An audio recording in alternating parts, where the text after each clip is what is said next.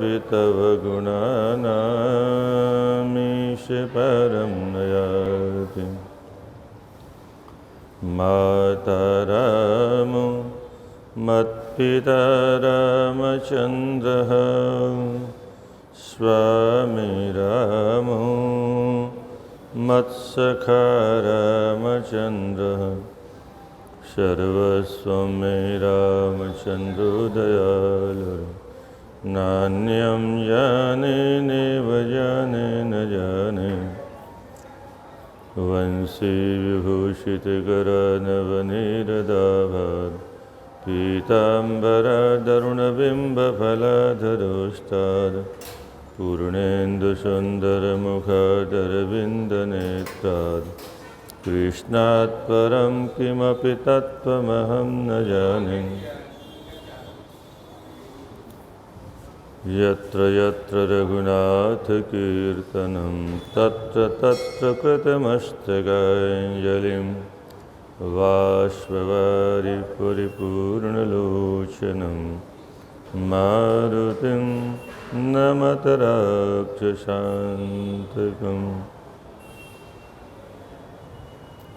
श्रीराम जय जय राम। श्रीराम जय राम। श्रीराम जय जय राम। श्रीराम जय जय राम। श्रीराम जय जय राम। श्रीराम जय जय राम। श्रीराम जय राम। जय जय विघ्नहरण हनुमान जय जय। संकट मोचन कृपा निधान संकट मोचन। श्रीराम जय जय राम। श्रीराम जय राम। श्रीराम जय जय राम। श्रीराम जय राम। श्रीराम जय जय राम। श्रीराम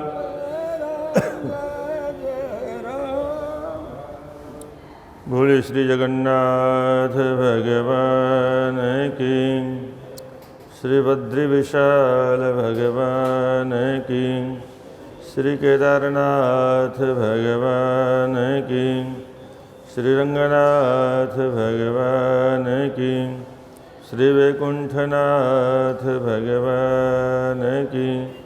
श्री अयोध्यानाथ भगवान की। श्री ब्रजनाथ भगवान की। श्री विश्वनाथ भगवान की। श्री गंगा मैया की। श्री यमुना मैया की। श्री हनुमत लाल जी महाराज की। बोले सत्य सनातन धर्म की। नमः पार्वती पते हर हर महादेव। भगवान की अहेतु की कृपा से साक्षात मुक्तिदायिनी ईश्वर भगवान प्रलयंकर शशिशेखर भगवान शंकर की इस नगरी में हम आप इस परम पावन श्रावण मास के महीने में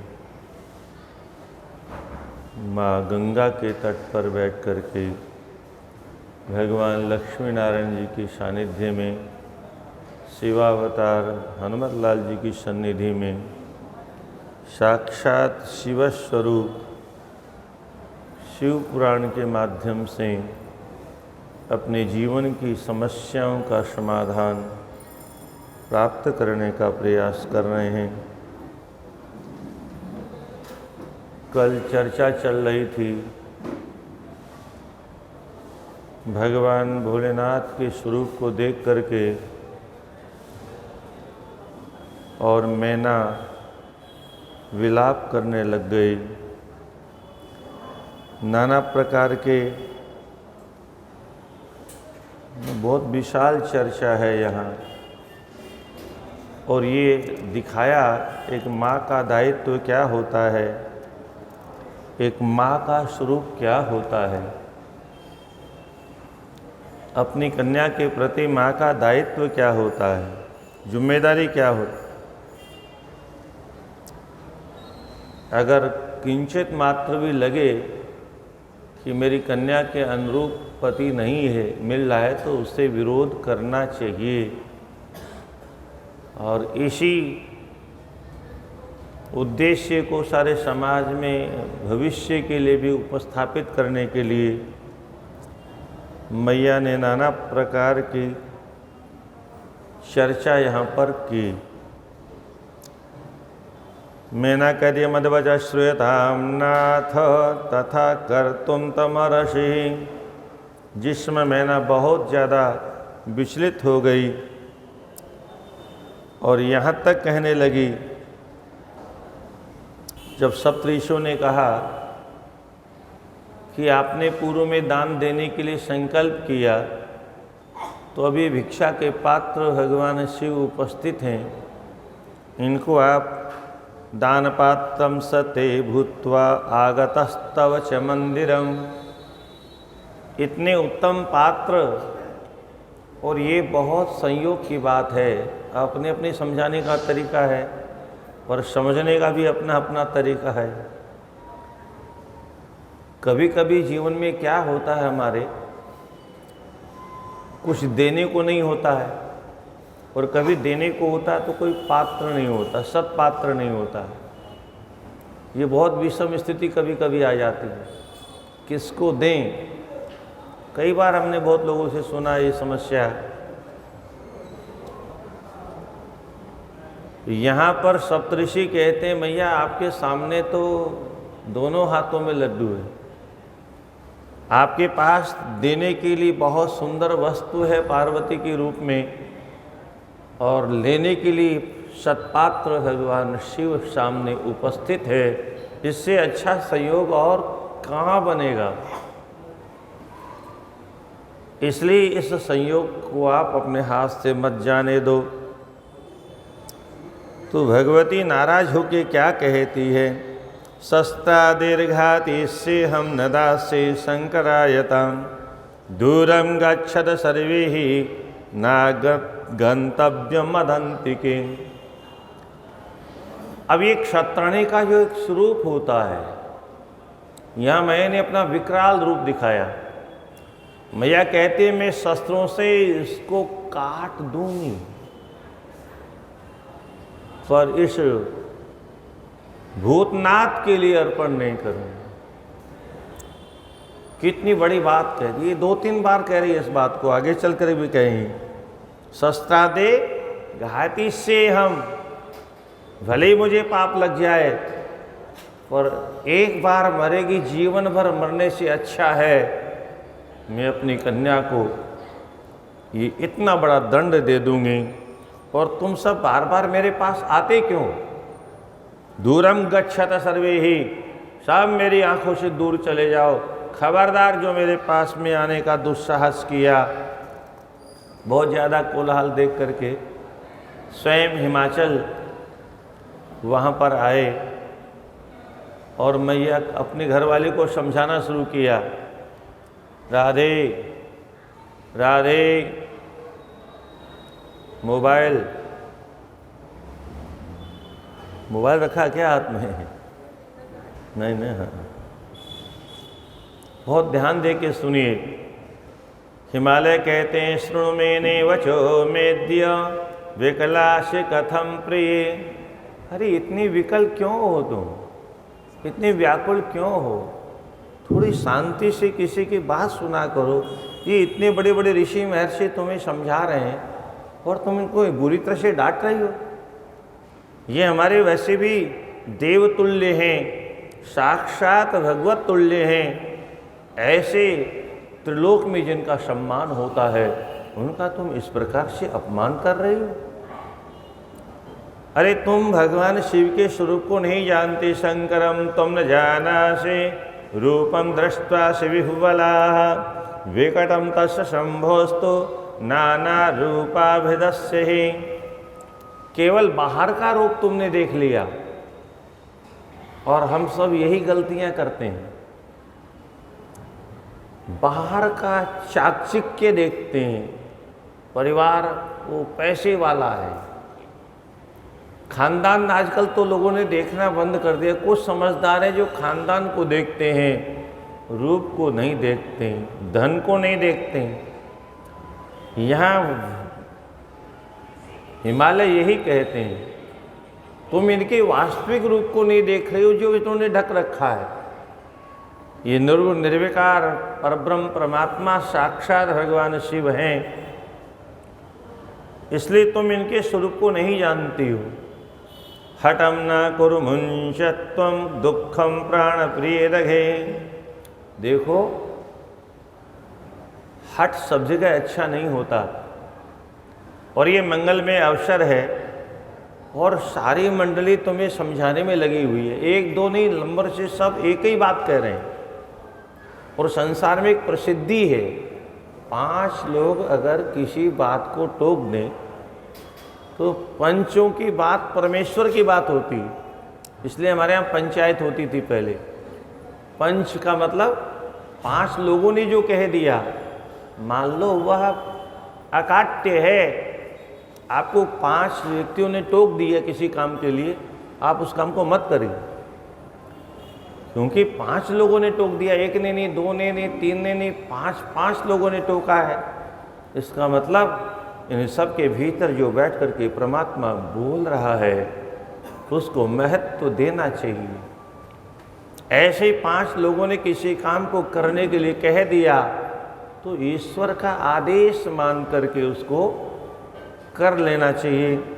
तो इतने बड़े बड़े सब लाइन से सब समझा रहे हैं, ब्रह्मा समझा रहे हैं, विष्णु समझा रहे हैं, नारद जी समझा रहे हैं, सप्तऋषि समझा रहे हैं, इसके बाद में भी समझने को तैयार नहीं। इसका नाम है त्रियाहट। परंतु यहाँ माँ का अपना एक दायित्व है, माँ उसे कैसे छोड़ दे। इसलिए जब बहुत समझाया स्वामी ने, तो अपने पतिदेव से क्या कह रही है उसको सुनिए आप। मदवचः श्रूयतां नाथ तथा कर्तुं तुमर्हसि गृहीत्वा तनुजां सेन बद्ध्वा कंठे तु पार्वतीं। आप एक काम करो मेरे स्वामी, आप मेरे नाथ हो, आपके सामने बोलना और वह भी सभा के बीच में बोलना, इतने बड़े बड़े लोगों के बीच में बोलना, ये मर्यादा तो नहीं है। पर मैं क्या करूं, मेरी अपनी पुत्री को मैं गड्ढे में तो नहीं डाल सकती। इसलिए आप एक काम करो, अगर ये मेरी बेटी आपको इतनी ही बाहर लगती है तो मेरे गले से बांध दो और समुद्र में डालो, वो मुझे मंजूर है। पर मेरी पुत्री जीवन भर नरक में रहे, शमशान में रहे, भूत प्रेतों के बीच में रहे, ये मुझे स्वीकार नहीं। अधपातय निशंकं दास्ये तां नहरायहि तथेनाम अथवा नाथ गत्वा सागरे श्रुतं। पर्वत से नीचे दोनों को बांध के डाल दीजिए, हम दोनों एक साथ प्राणों का त्याग कर दें। पर जीवन भर,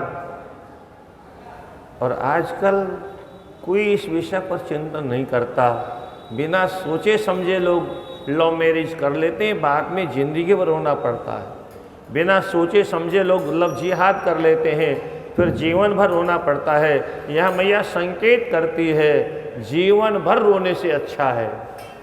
एक बार गिरेंगे, गिर के मर जाएंगे, एक बार कष्ट होगा, जीवन भर तो छाती पीट के रोना नहीं पड़ेगा ना। इसलिए निमज्जयदं त्यक्त्वा ततो अद्वेष सुखी भव यदि दास्यसि पुत्रे त्वं रुद्राय विकटानने तर्हि त्यक्ष्याम्यहं स्वामी निश्चयेन कलेवरम्।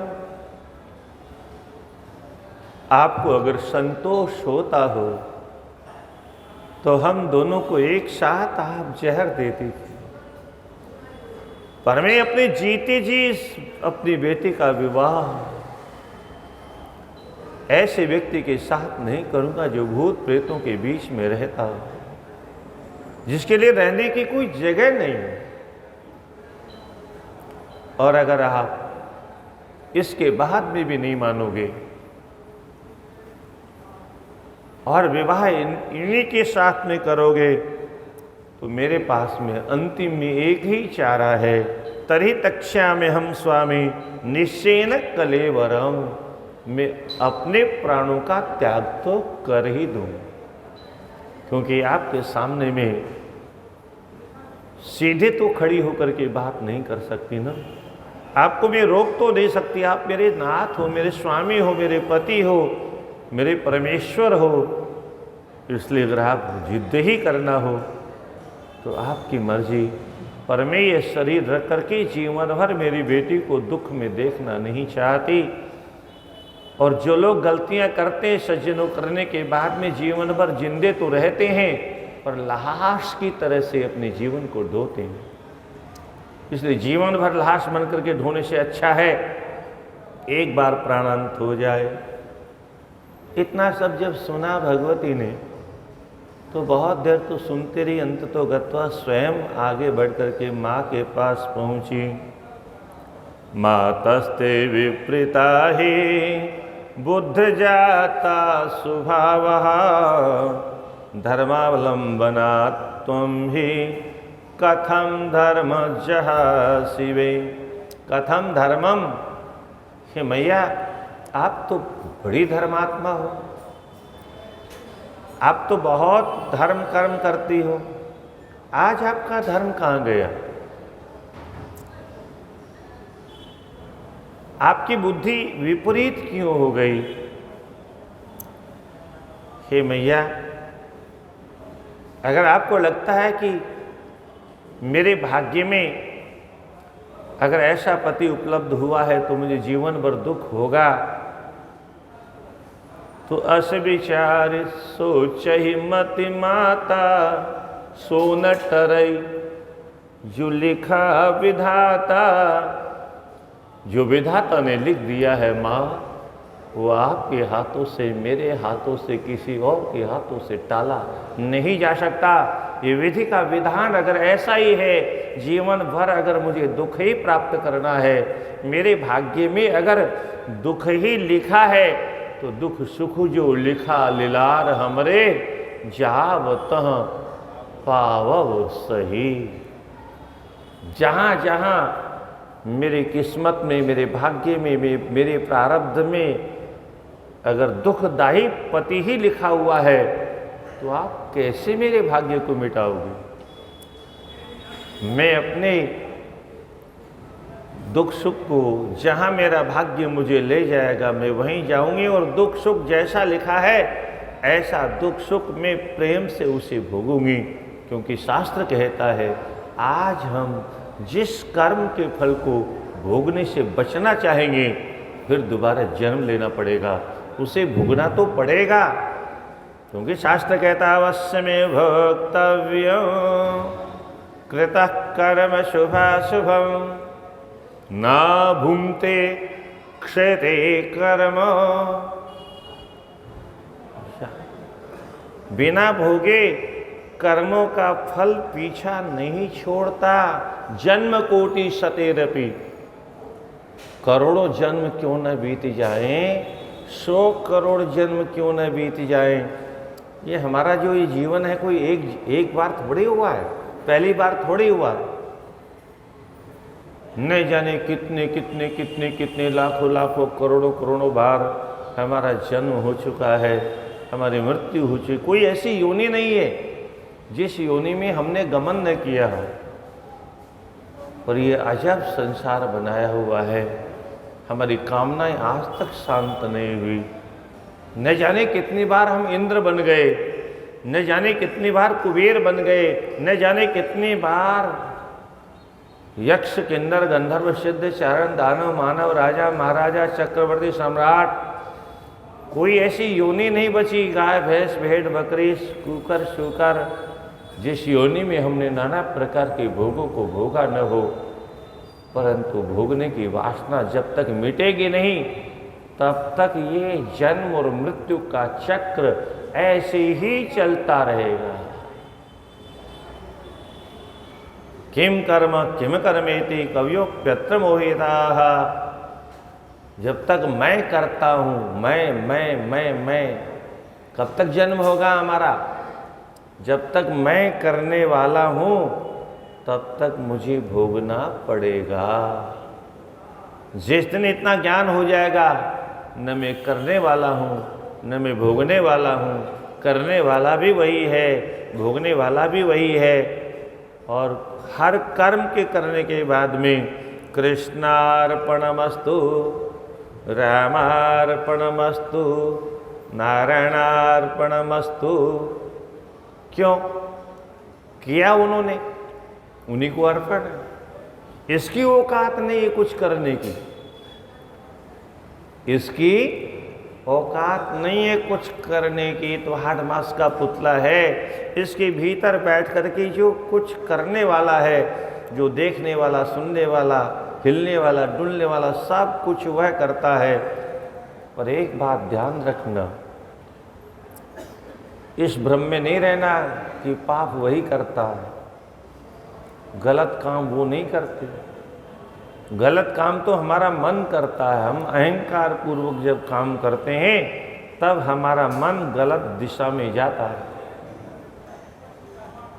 पर कुछ लोग क्या करते हैं, जब पाप बन जाता है तब स्वयं उस गलती स्वीकार नहीं करते, उसको भगवान पर डाल देते हैं।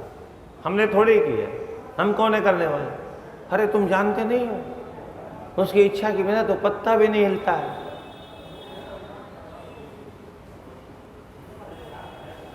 जिस दिन हमें पूरा का पूरा विश्वास हो जाएगा वह करने वाला है, उस दिन से वह हमें इतना सावधान करेगा, कभी हम गलत मार्ग पर जाएंगे ही नहीं, कभी गलत दिशा में हमारा एक कदम बढ़ ही नहीं सकता। क्योंकि जब रक्षा करने वाला सर्वसमर्थ होगा तो गलत कैसे जाएंगे? एक छोटा सा बालक जो माता पिता के हाथ में रहता है वो गलत कैसे चला जाएगा? वो माता पिता समर्थ हैं, समर्थ माता पिता। हाँ, जिस दिन वह अपने आप को समर्थ घोषित कर देगा और माता पिता का साथ छोड़ देगा, उस दिन वह स्वतंत्र हो जाएगा, कहीं भी जाएगा, कहीं भी आएगा, कुछ भी करेगा। पर जब तक वह अपने आप को बालक मान करके अपने माता पिता को उसने समर्पित कर रखा है, तब तक माता पिता उसको कहीं गलत जगह जाने नहीं देते। बालक गलत कब करता है? जब स्वतंत्र हो जाता है, बड़ा हो जाता है और माता पिता से भी अपने को बड़ा मानने लगता है। जब तक माता पिता से अपने को छोटा मानेगा तब तक पूछ पूछ के करेगा, क्या डर के करेगा।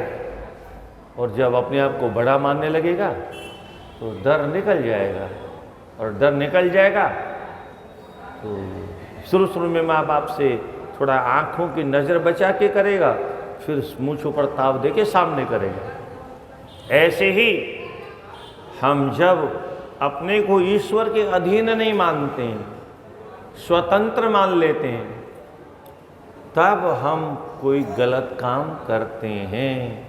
जब तक हम ईश्वर के अधीन अपने आप को मानेंगे तब तक तो ईश्वर जैसा हमें निर्देश देगा, आदेश देगा, आज्ञा देगा, उससे इतर हम कुछ कर नहीं सकते। क्योंकि ईश्वर सर्वसमर्थ है, कर्तुम अकर्तुम अन्यथा कर्तुम समर्थ परमात्मा है। तो समर्थ परमात्मा के हाथों में अर्जुन ने इसीलिए तो भगवान के हाथ में बागडोर सौंपी। जिस समय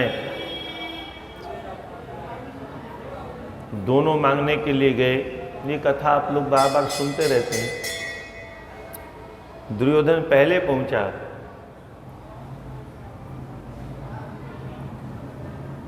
कहाँ बैठे तो पैरों की तरफ भी बेंच रखी थी, उधर नहीं बैठा। बोले हम इधर नहीं बैठे, तो सिराने बैठ गए। अर्जुन आया तो प्रणाम किया, वहीं चरणों में बैठ गए। तो ठाकुर जी तो नाटक करते, सोते थोड़े ही। वो उठने का नाटक किया और फिर जो आंख, अरे अर्जुन, अरे कब आए, आओ आओ आओ। वो पीछे से दुर्योधन ने कहा मैं पहले से बैठा हूं। अच्छा तो समझी जी आप पहले से बैठे? बोले हाँ। तो चलो, मैंने तो पहले अर्जुन को देखा, तू देखा हो तो क्या हुआ, आया तो पहले मैं हूं। झगड़ा हो गया। अच्छा आप दोनों आए क्यों? बोले युद्ध होने वाला है, आपसे सहायता लेने आए हैं। भगवान ने कहा तो मैंने तो अर्जुन को देखा है पहले, पहले अर्जुन जो मांगेगा उसको दूंगा। दुर्योधन ने कहा ऐसे कैसे हो सकता है, पहले मैं आया हूं, मेरा अधिकार है, मैंने लाइन में लगा हूं। बहुत बहस होने लगी तो अर्जुन ने कहा भगवान आप भैया को दे दीजिए, जो मांगे सो दे दीजिए। भगवान ने कहा अच्छा तो फिर ऐसा है, एक तरफ मैं रहूँगा और एक तरफ मेरी सेना रहेगी। पर सुनो, इसमें भी एक विशेषता है, मैं जिधर भी रहूँगा काम कुछ नहीं करूँगा, हथियार तो बिल्कुल नहीं उठाऊंगा। एक तरफ मेरी 56 कोटि यादव सेना रहेगी। दुर्योधन ने कहा तो फिर तुमको लेके क्या करेंगे? सेना पर लिखा पड़ी हो गई। दुर्योधन चला गया। ज़्यादा लंबा नहीं करना। भगवान ने कहा अर्जुन तुम बड़े बेवकूफ़ हो। अरे मैंने कहा तुम पहले मांग लो, तुमने क्यों कह दिया दुर्योधन को दे दो? अब देखो सब माल लेके चला गया हो। अर्जुन ने कहा भगवान मुझे मालूम था, उसकी बुद्धि कहाँ तक दौड़ लगाती है मैं जानता हूँ। वो संसार के नाशवान पदार्थों के चक्कर में रहता है और वो उससे आगे सोच भी नहीं सकता, इसलिए सेना को ले गया। पर मुझे सेना से क्या लेना देना? बोले अब तुम क्या करोगे? कुछ बचा ही नहीं। बोले आप हो ना। तो बोले मैं तो लड़ूंगा ही नहीं। अर्जुन ने कहा हमको तो लड़ने वाले तो हम 5 भाई बहुत हैं, पर हमारी समस्या है कि हमारे यहाँ तरफ कोई लड़ने वाला नहीं है, लड़ाने वाला नहीं। लड़ने वाले तो हैं, कोई लड़ाने वाला नहीं है। हमारे भाई साहब बेचारे इतने सीधे हैं कि उनको लड़ना आता ही नहीं। वो तो सबकी हाँ में हाँ, सबकी हाँ में हाँ। आप तो जानते ही उन्होंने तो अपने घर वाले को भी दांव पर लगा दिया, हम सबको दांव पर लगा दिया। वो इतने भोले। एक बार जुआ खेला फिर दोबारा जुआ खेल लिया। उनको अपना भला बुरा आता ही नहीं है, वो तो बड़े जो कह दें वही मान लेते हैं। इसलिए हमको ऐसा कोई लड़ाने वाला चाहिए। और सबसे बड़ी बात यह है कि हम आपको इसलिए अपने साथ रखेंगे, अब सौंप दिया इस जीवन का सब भार तुम्हारे हाथों में है, जीत तुम्हारे हाथों में और हार तुम्हारे हाथों। हमारा केवल उद्देश्य इतना है, हमें नहीं मालूम, हमने तो अपना सारा कुछ आपको सौंप देना है। युद्ध में जीत होगी तो आपकी होगी और हार होगी तो आपकी होगी। पर इतना कान खोल के सुन लो कन्हैया, हारने के बाद में बदनामी हमारी नहीं होगी। अगर हम हार गए तो बदनामी तुम्हारी होगी। कौन हार गया? लोग ये नहीं कहेंगे कि वो हार गए, पांडव हार गए, ऐसा नहीं कहेंगे। लोग ये कहेंगे जिनके हाथों में अर्जुन ने अपने परिवार की बागडोर संभलाई थी, अपने रथ की बागडोर। रथ की बागडोर का मतलब अपने जीवन की बागडोर, वो हार गया। और आपकी हाथों में जिसने जीवन की बागडोर सौंप दी, और अगर वो हार गया तो मेरी बात ध्यान दे के सुनो द्वारकाधीश, आगे कलयुग आने वाला है, आपका कोई नाम लेने वाला भी नहीं मिलेगा। कौन आपका भजन करेगा? किस लिए करेगा? हारने के लिए? तो हार तो ऐसे ही रहा है, सबसे हार ही तो रहा है। जब से जीवन में होश संभाला है तब से हार हार हार हार के अलावा मिला क्या है? आपकी शरण में क्यों आता है? विजय प्राप्त करने के लिए। और आपने ही गीता में संकेत किया, यत्र योगेश्वर कृष्णो यत्र पार्थो धनुर्धरः तत्र श्रीर्विजयोर्भूतिर्ध्रुवा नीतिर्मतिर्मम। विजय कहाँ होती है? बोले यत्र योगेश्वर कृष्ण, जिधर भगवान कृष्ण होंगे उधर ही विजय श्री प्राप्त होगी। अच्छा, भगवान कहाँ होते हैं? किसकी तरफ होते हैं भगवान? महाभारत में व्यास जी स्पष्ट लिखते हैं, यतो धर्मस् ततो कृष्णः यतो कृष्णस् ततो जयः। जहां धर्म होता है वहां भगवान होते हैं, और जहां भगवान होते हैं वहीं विजयश्री की प्राप्ति होती है। यतो धर्मस् ततो कृष्ण। जहां धर्म होता है भगवान अधर्म के साथ नहीं रहते। भगवान अधर्मियों के साथ नहीं रहते, भगवान पाप के साथ नहीं रहते, भगवान पापियों के साथ नहीं रहते, भगवान अनाचारियों के साथ, अत्याचारियों के साथ, कदाचारियों के साथ, व्यभिचारियों के साथ, घोटालेबाजों के साथ, भ्रष्टाचारियों के साथ भगवान नहीं रहते। भगवान की अपनी कोई गरिमा है, चाहे जिसके साथ चली जाए, चाहे जिसके साथ। कामी, क्रोधी, लोभी, अरे कैसा भगवान है फिर? नहीं, भगवान की अपनी कुछ मर्यादाएं हैं। सामान्य संसार में भी बड़े लोगों की कुछ मर्यादाएं होती हैं। तो बड़े लोगों को अपने जीवन की बागडोर सौंपने का मतलब, और इसीलिए हमारे यहाँ संत महात्मा कहते हैं, जब भी अपने आप का कोई आश्रय खोजो तो आश्रय थोड़ा मजबूत होना चाहिए। क्या? घर भी बनाते हैं तो मजबूत बनाते हैं। कहीं जंगल में जा रहे हो, अचानक वर्षा आ जाए तो किसी बड़े पेड़ की छाया खोजते हैं। वर्षा में छोटे से कोई बेल की छाया में थोड़े बैठेंगे। आश्रय हमेशा ऐसा होना चाहिए जो समर्थ हो, और जो स्वयं असमर्थ है। कहने का तात्पर्य इतना ही है, बड़ों के सामने जब तक हम अपने आप को छोटा मानते रहेंगे तब तक बड़ों के का निर्देश मानेंगे, उनका संदेश, उनकी आज्ञा के अनुसार चलेंगे। और जब तक बड़ों के अनुसार चलेंगे तब तक जीवन में गलत मार्ग पर नहीं जा सकते।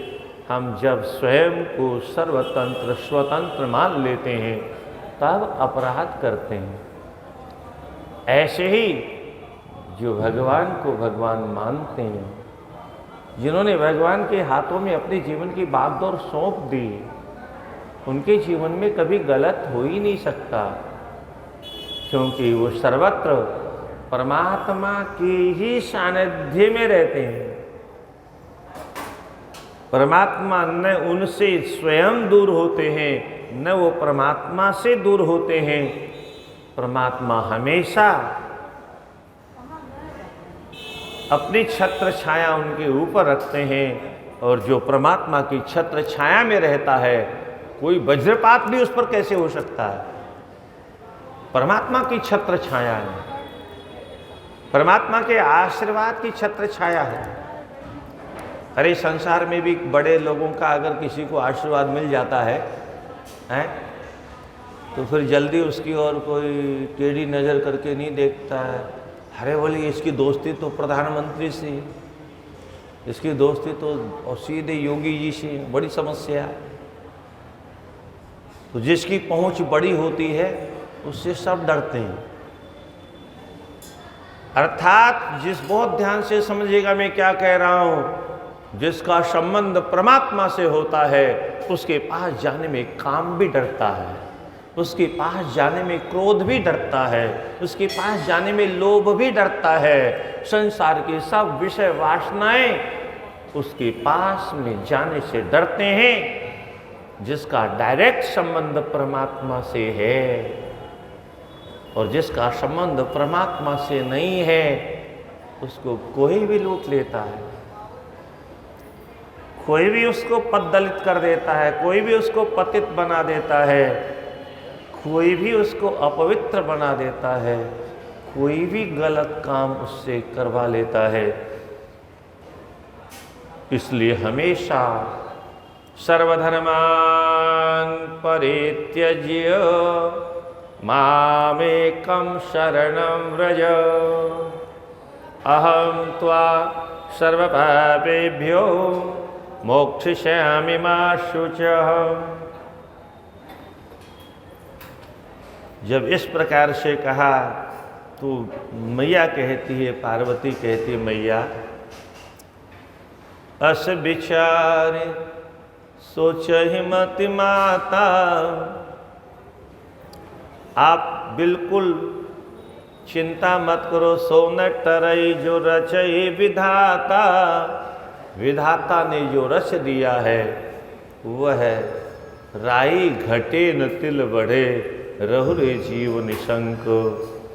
तू कर्म लिखा जो बाहुर ना हो।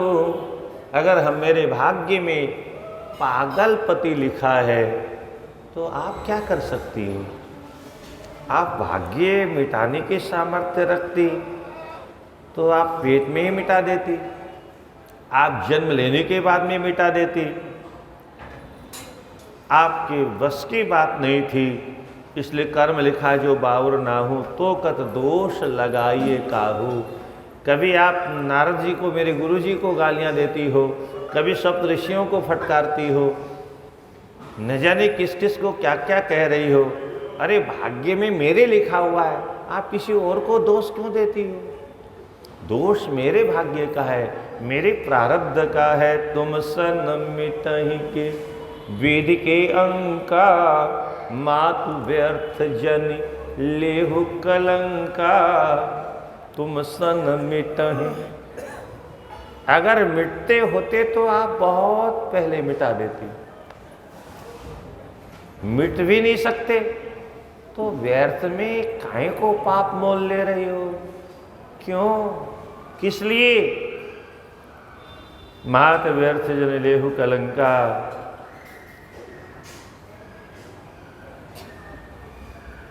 उसी समय नारद जी आए। नारद जी बोले, मैया आप क्या समझती हो? ये आपकी बेटी है, ये आपको भ्रम क्यों हो गया? मैंने कई बार आपको बताया ये आपकी बेटी नहीं है।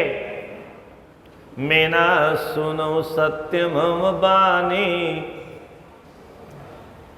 ये तुम्हारी बेटी, ये तो जगदम्बिका है, जगत माता है। ये तो तुम्हारा अहोभाग्य है कि तुम्हारे घर में इसने प्रकट होकर के तुमको आह्लाद देने का, आनंद देने का निश्चय किया, निर्णय किया। अजा अनादि शक्ति अविनाशिनी, सदा शंभु अर्धंग निवासिनी। ये तो अजा, अजन्मा है, अनादि है, आदि शक्ति है, अविनाशिनी है, सदा शंभु अर्धंग निवासिनी। भगवान भोलेनाथ के आधे अंग में अर्धनारीश्वर, आधे अंग में हमेशा रहती है, उनसे कभी अलग होती नहीं, आज भी अलग नहीं है। आप नहीं दोगी तो ये अलग अलग हो जाएगी, ऐसा नहीं है।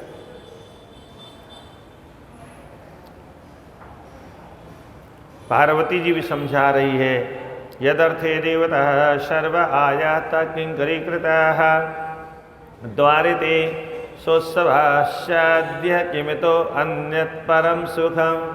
अरे मैया देखो, इतने बड़े बड़े देवता तुम्हारे दरवाजे पर आए हैं, इतना सुंदर उत्सव हो रहा है, और उस उत्सव में आप व्यर्थ में विघ्न कर रही हो। देहि मां परमेशाय शंकराय जनन्य हो स्वीकुरु त्वमिमं मातर विनयम में ब्रवीमि ते। मेरी आपसे विनती है, प्रार्थना है, मेरी प्रार्थना स्वीकार करो और मुझे भगवान भोलेनाथ को समर्पण कर दो। चेन्न दास्यसि तस्मै मां नैवृण्यन्यमहं वरं भागं लभेत् कथं सिंहं श्रीगालः परवंचकः। माँ कितनी बड़ी बात कह रही है। एक कन्या को कैसा अपने आप में गौरव रखना चाहिए। कहती है, मेरे जन्म जन्मांतरों के पति हैं, अगर वे उनके साथ मेरा विवाह आप नहीं करोगी तो मैं अन्य के साथ में तो विवाह कर नहीं सकती। अरे मैया मुझे एक बात बताओ, कोई सिंह का भाग कोई सियार कैसे खा सकता है? मेरे पति भगवान भोलेनाथ सिंह हैं और मैं उनकी अर्धांगिनी हूँ, मेरी और सियार की देखने की भी औकात नहीं हो सकती। अंतिम में मैया अंतिम बात कहती है भगवती माँ पार्वती, मनसा वचसा मातः कर्मणा च हरः स्वयं मया वृत्तो व्रतस्यैव यदिच्छसि तथा कुरु। ये आज की सिनेमा संस्कृति वालों के लिए बहुत बड़ा उपदेश है। राधे राधे, बहुत बड़ा उपदेश है। इतना सब होने के बाद में भी माँ पार्वती कहती, मन से वचन से कर्म से मैं भोलेनाथ की थी, हूँ और रहूंगी। मेरा ये दृढ़ निश्चय है, पर इसके बाद में भी आपकी जो मर्जी वो करो, मैं यही करूंगी। जैसा आज के लोग अपने माँ बाप को दुख दे करके स्वतंत्र स्वेच्छाचारी बन करके किसी अरे गरे नथु केरे के साथ में, और फिर बाद में जीवन भर रोते हैं। ये आयु का जो मंत्र चला शूर्पणखा वाला, इतना खतरनाक है। सिनेमा वालों ने उसको घर घर पहुंचा दिया, टीवी के माध्यम से और अब मोबाइल के माध्यम से हमारे सब घरों को बर्बाद कर दिया इन्होंने। ब्रह्मा जी आए आगे बढ़ करके। ब्रह्मा जी ने कहा, मैया अरे तो आप भगवान शिव के स्वरूप को नहीं जानती और अपनी बेटी के स्वरूप को भी नहीं जानती हो। जिद को छोड़ करके आप समर्पण कर दो। इत्याकर्ण शिवा वाक्यम मेना शैलेश्वर प्रिया सुलिप्य महाक्रुद्ध गृहीत्वा तत्कलेवरम। अब की बार तो मैया ने गजब कर दिया, पर आज की माताओं को ऐसा कभी नहीं करना चाहिए, नहीं तो बहुत बड़ा बाउंडर हो जाएगा। क्योंकि किसी का प्रेमी आएगा और आपको गोलियों से भून देगा। जैसा मैया ने किया, आज की किसी माँ में साहस भी नहीं है, और कोई करे तो अपने प्राणों की बाजी लगा के ही करे। मैया ने क्या किया, पार्वती को खींच करके और धमाधम पिटाई करना शुरू कर दिया। इधर दर्द हो गया तो इधर से पीटना शुरू कर दिया। खूब चकाचक धुनाई की मैया की। स्पष्ट लिखा है यहाँ, मुष्टिभिः कर्पूरेशेव दन्तान् धर्षयति च सा ताड्यमाशतां पुत्रीं विहुलातिरुषान्विताः। मुष्टिभिः कर्पूरेशेव, कोहनियों के द्वारा दांत किट किट किट किट किट किट दांत बज रहे हैं, कटाकट कट कट कट कट कट कट कट, और दे दनादन धोबी जैसे कपड़े की धुनाई करता है, ऐसे माँ ने धुनाई करना शुरू कर दिया। पर अब कलयुग आ गया, आज ये अधिकार किसी माँ को नहीं है। आज अगर किसी आयु करने वाली बिटिया को किसी माँ ने मार दिया अथवा बाप ने मार दिया, तो उसका प्रेमी आकर के ठाई ठाई ठाई ठाई कर देगा। और ये हो रहा है, ये तो शुरुआत है, अभी आगे आगे देखिए क्या क्या होने वाला है।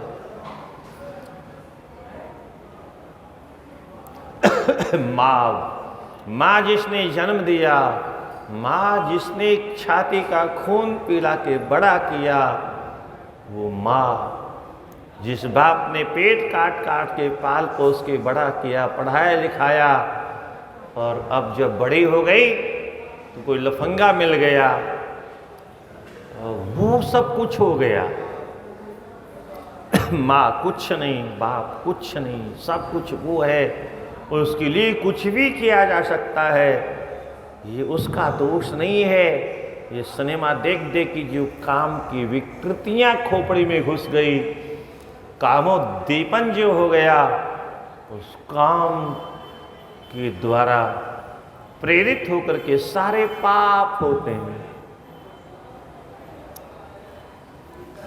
देवताओं ने देखा, ऋषियों ने देखा ये धमाधम शुरू हो गया, तो ऋषियों ने जल्दी से पार्वती को पकड़ा, और कुछ लोगों ने मैया को पकड़ा और दूर ले गए वहाँ से।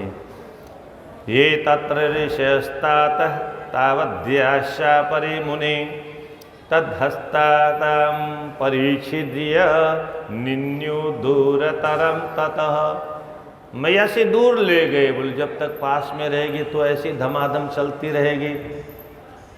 मैना कहती है किमेनां हि करिष्येऽहं दुष्टाग्रहवतीं शिवां दास्याम्यस्मे गरं तीव्रं कूपे क्षेपश्यामि वा ध्रुवम्। मैया का क्रोध शांत नहीं हुआ। क्षत्रियाणी है, इतनी जल्दी क्रोध शांत भी नहीं हो सकता। शासन करना ये क्षत्रिय का धर्म है, और प्रत्येक माता पिता को अपने संतान पर जब शासन करने की बात आए तो उस समय क्षत्रिय की तरह से कठोर हो जाना चाहिए। इसमें बनी के नहीं, कुछ नहीं। शासन करने का जो मंत्र है, शासन करने का जो तंत्र है, वो क्षत्रिय के खून में होता है। क्षत्रिय का खून बहुत गर्म होता है, और किसी को विश्वास नहीं हो, आजकल लोग नहीं मानते, तो यूपी में आकर के योगी जी को देख लेना, पता चल जाएगा क्षत्रिय का खून कैसा होता है। क्या क्षत्रिय का खून कैसा होता है? पूरे देश में मांग होने लगी योगी जी के बुलडोजर की। क्या क्षत्रिय जानता है कैसे दुष्टों का दमन किया जा सकता है, कैसे दुष्टों के फन को कुचला जा सकता है। बाकी सब तो ठीक है। आज क्षत्रियों में क्षत्रिय तो नहीं रह गया, बहुत बड़ा दुर्भाग्य है हमारा सज्जनों, तथा कथित स्वतंत्रता कहता हूँ मैं, नेताओं ने बहुत बड़ा अपराध किया उस समय, और इनका दोष नहीं, ये तो सब एओ ह्यूम की विदेशियों की गुलाम थे। कांग्रेस पार्टी तो विदेशी पार्टी थी। जिस समय सारे राजाओं का राजतंत्र समाप्त किया गया, भारत को एक किया गया, उस समय क्या करना चाहिए था? देश का जो बहुत बड़ा क्षत्रिय कोई राजा रहा हो, उसको गद्दी पर बैठाना चाहिए था। क्या करना था? उसको राजगद्दी पर बैठाना चाहिए था। शासन करना उसको आता, खानदान से, परंपरा उनके खून में वो सब है। जिनके बाप दादों ने राज कभी किया नहीं। मायावती के बाप दादों ने कभी राज किया? मुलायम सिंह के बाप दादों ने कभी राज किया? ललुआ के बाप दादों ने कभी राज किया? कैसे राज करेंगे लोग? जो स्वयं लुटेरा होगा क्या राज करेगा? प्रजा पुत्रवत होती है, राजा पितावत होता है। पिता की तरह से उसको शासन करना चाहिए, और स्वयं ही शोषण कर रहा हो। अब इनका भी दोष नहीं, विदेशी सिखा गए, जो ट्रेनिंग देंगे वही कर रहे हैं। तो मैया कहती है इस दुष्टा ने दुराग्रह कर लिया है, मैं इसी से विवाह करूंगी, तो मैं इसका क्या करूंगी? या तो मैं इसको तीव्र जहर दे दूंगी, या कुएं में धकेल दूंगी, या इसके साथ में कुएं में गिर जाऊंगी, पर ये विवाह तो नहीं करूंगी। आगे फिर कहते छेत्स्यामि कालिम अथवा शस्त्रास्त्रैर्भूरि सखंडशः निमज्जिसेवा सिंधो स्वसुतां पार्वती खलु। अथवा तीखी तीखी अस्त्र शस्त्रों से के टुकड़े टुकड़े कर दूंगी। हाँ, इन ग्रंथों को जब तक कोई क्रमशः नहीं सुनाएगा, विधि से नहीं सुनाएगा, और आज की समस्याओं से जोड़ के नहीं सुनाएगा, तब तक इन ग्रंथों को सुनने का आनंद नहीं सज्जनों।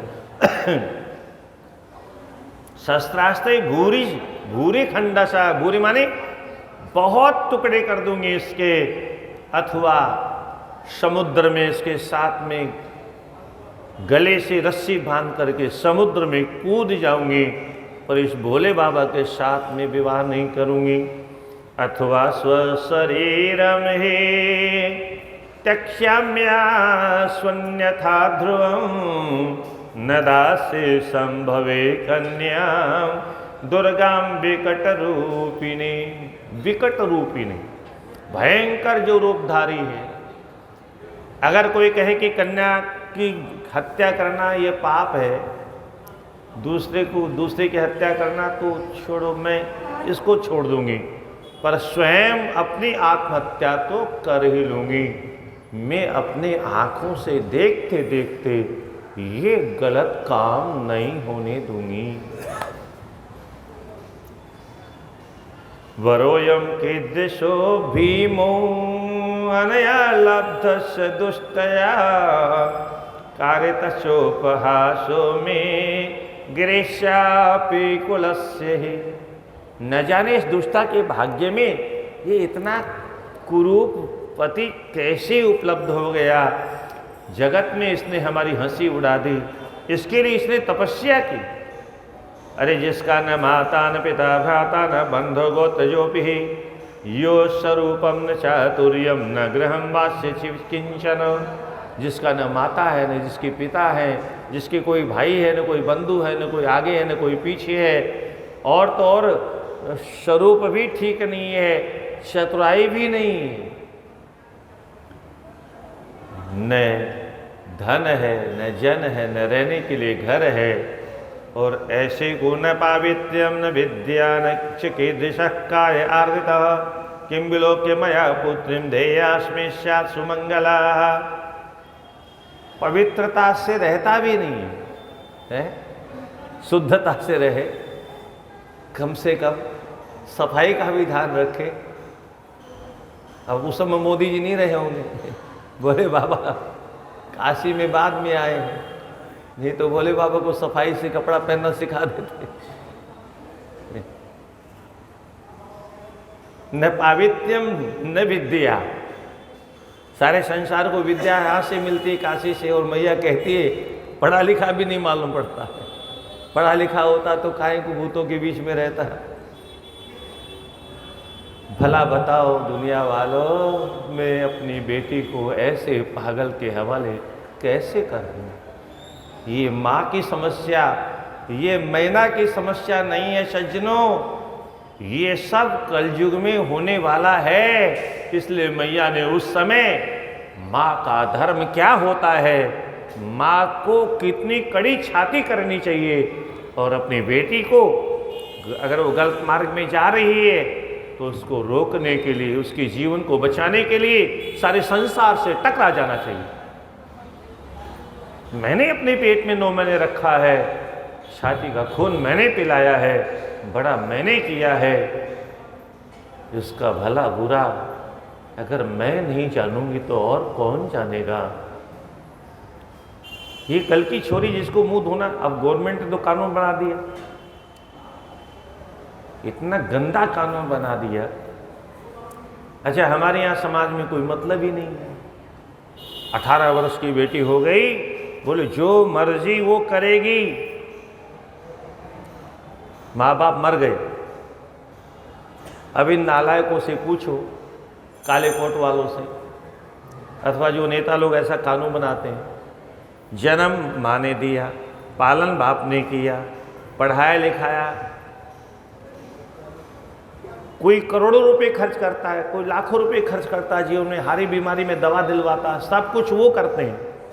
अच्छा, विवाह में भी लाखों रुपए खर्च, करोड़ों रुपए खर्च करेंगे, पर 18 वर्ष के बाद में कानून उनका चलेगा, कानून घर वालों का नहीं चलेगा, कानून माँ बाप का नहीं चलेगा। अब घर में आदेश उनका चलेगा।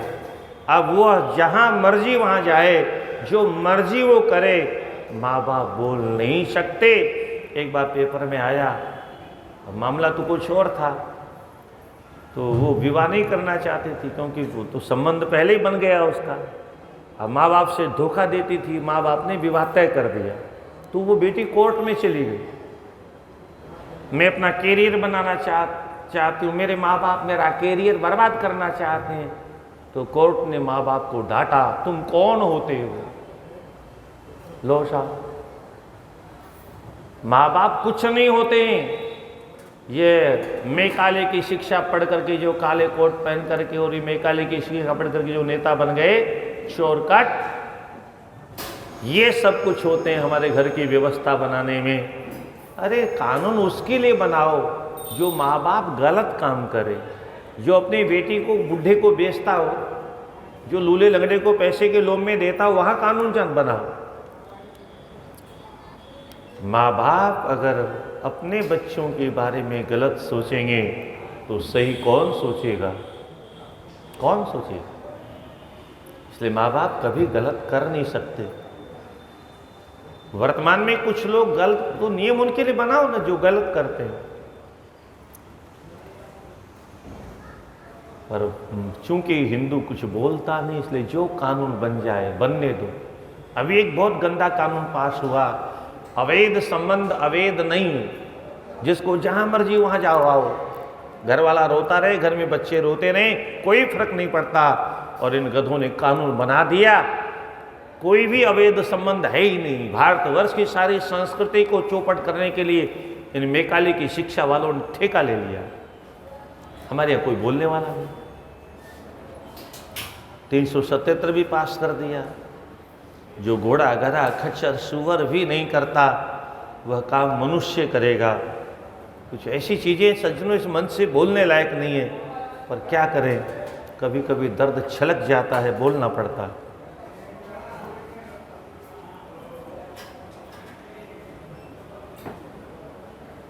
ब्रह्मा जी कहते हैं, श्रोतव्यम प्रतीतो मेने मदीयम वचनम शुभम यस्य श्रवतः प्रीत्या कुटुंबिनस्ते विनश्यते।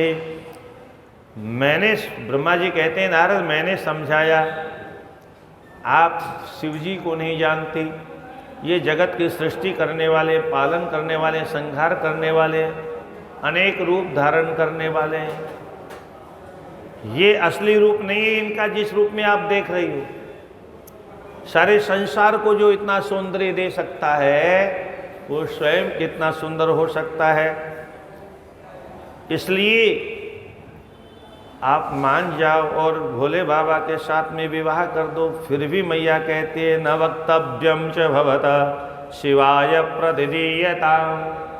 हे ब्रह्मा जी, मेरे हाथ जोड़ के प्रार्थना है, आप अपने मुंह से ये बिल्कुल मत कहिए कि पार्वती इनके हवाले कर दो। न दास्ये हम शिवाय नाम स्वसुताम प्राणवल्लभाम।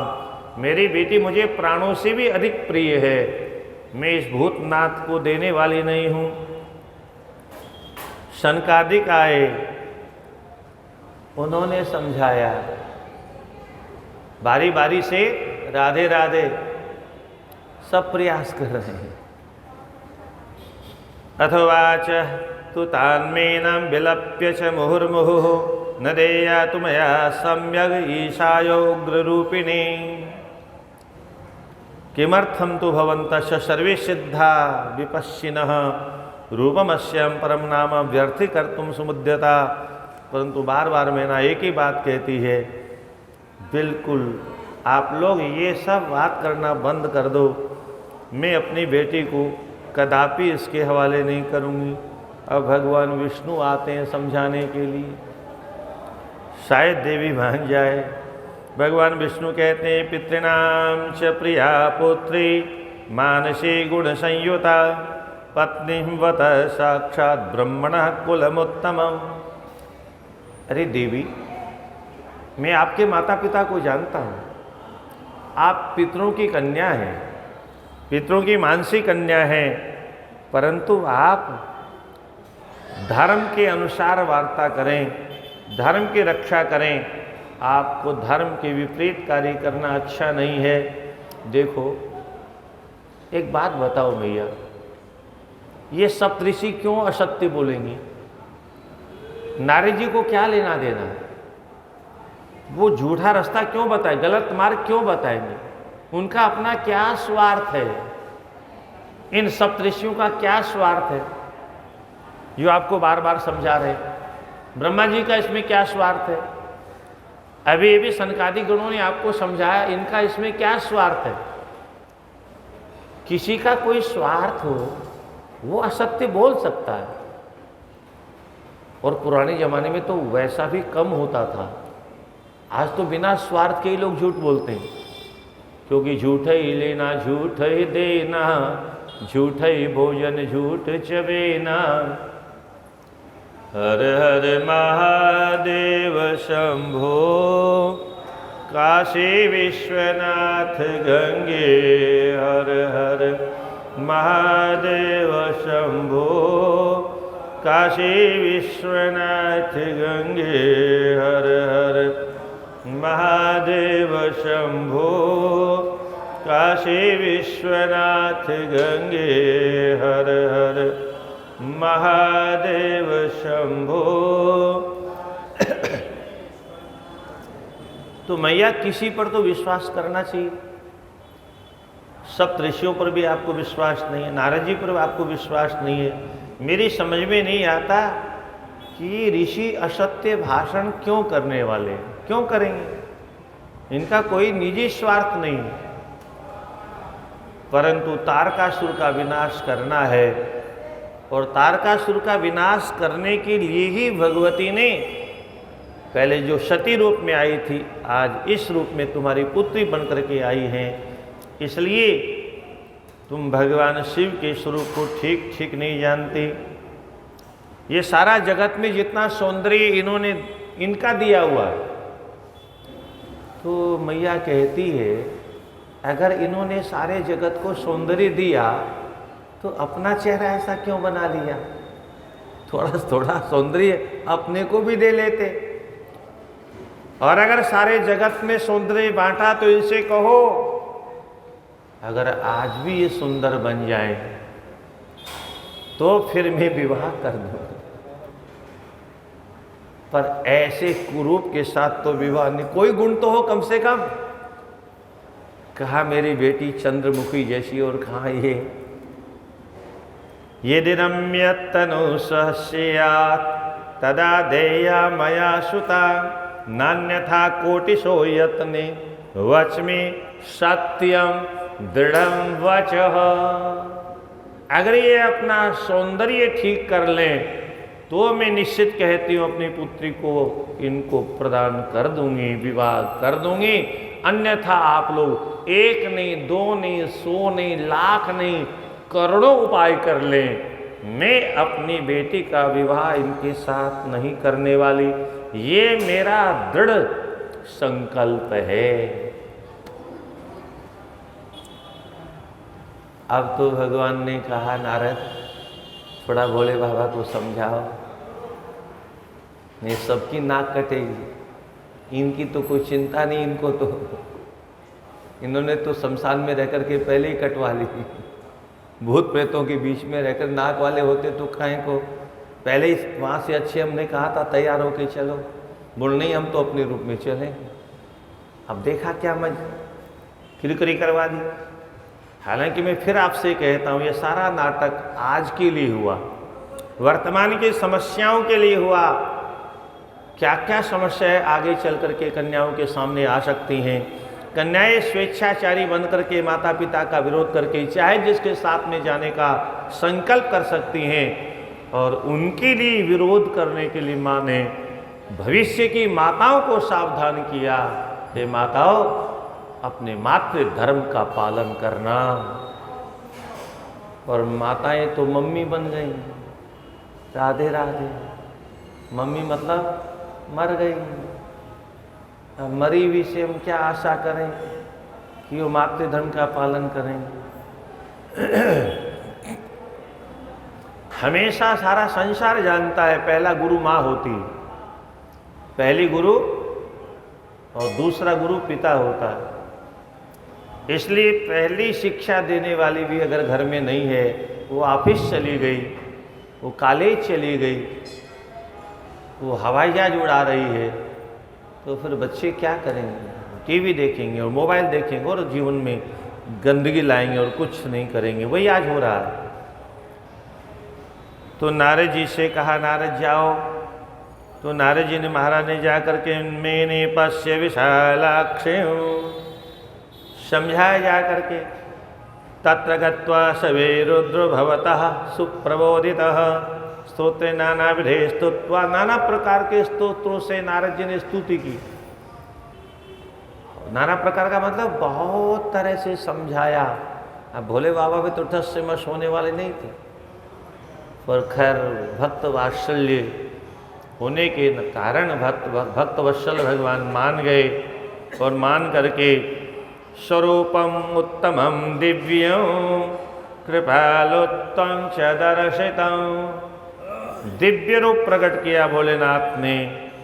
और जब दिव्य रूप में भगवान आ गए, तब नारद जी ने मूँछों पर ताव दे करके दौड़े दौड़े मैया के पास में गए। अरे मैया मैया मैया मैया देखो, अब देखो असली रूप में भगवान आ गए हैं, अब देखो कितने सुंदर लग रहे हैं। ध्याये नित्यं महेशं रजत गिरिनिभं चारुचंद्रावतंसं, देखो श्वेत चांदी का बना हुआ कोई पर्वत का शिखर आ रहा हो, ऐसा चम चम चम चम चम चम चमचमाता हुआ भगवान शिव का यह अद्भुत रूप है। आप देखो रत्नाकल्पोज्ज्वलांगम, सुंदर सुंदर रत्नों की चमचमाती हुई मालाओं से, लड़ियों से और करघनियों से और कुंडल और कपोलों में झिलमिला रहे हैं। चंद्रमा को ही मानो मुकुट बना करके धारण कर लिया हो, चंद्रमा को पीस के मानो गालों पर लगा लिया हो, और कितने सुंदर वस्त्र धारण कर रखे हैं मैया। पद्मासीना समन्ता सुतम अमरगणिर, देखो देवता यक्ष किन्नर गंधर्व सिद्ध चारण सब ब्रह्मादि की स्तुति कर रहे हैं, प्रार्थना कर रहे हैं। ऐसे विश्वाद्यम विश्वबीजम निखिल भयहरम पंचवक्त्रम त्रिनेत्रम। ये विश्व के आदि महापुरुष हैं, विश्व के बीज हैं।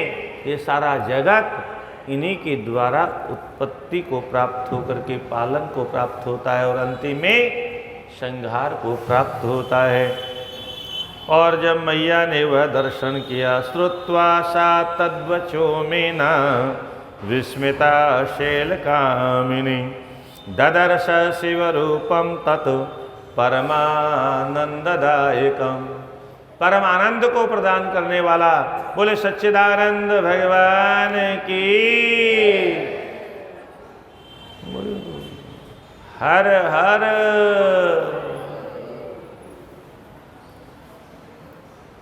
कोटि सूर्य प्रतीकाशम सर्वावयव सुंदरम विचित्र वसनम चात्र नानाभूषण भूषितम। कोटि कोटि सूर्य के समान चमचम चमकते हुए भगवान का वह दिव्य रूप का दर्शन किया।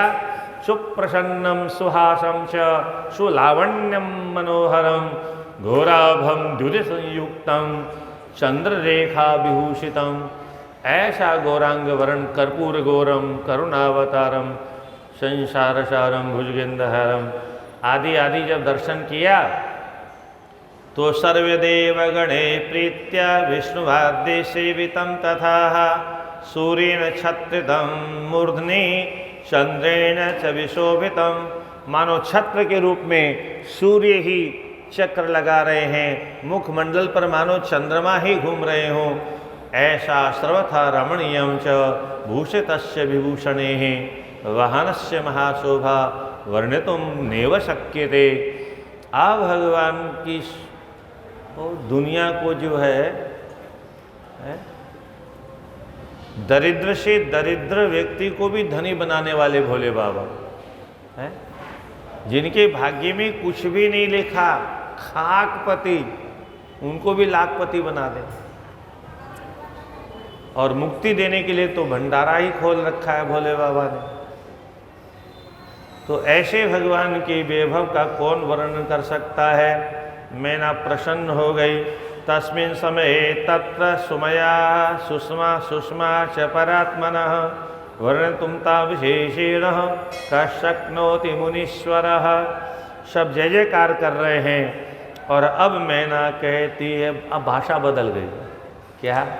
यही संसार है, कब बदल जाए, कब करवट कौन बदल दे, इस दुनिया में किसी का कुछ नहीं पता चलता है। हाँ, ये दुनिया बेपेंदे की लोटे की जैसी है, कोई सिद्धांत नहीं इसका, कब कौन कब कहाँ बदल जाए, इसलिए यहाँ विश्वसनीय कोई नहीं। धन्या पुत्री मदीया च यया तप्तं सुमहत्तपः यत्प्रभावान् महेशान् त्वं प्राप इह मद्गृहे। ओहो, मेरी बेटी कितनी भाग्यशाली है। अभी जिसको कितना अभागी बता रही थी, वही मैया कहती है कितनी भाग्यशाली है मेरी मैया, मेरी बेटी कितनी भाग्यशाली है।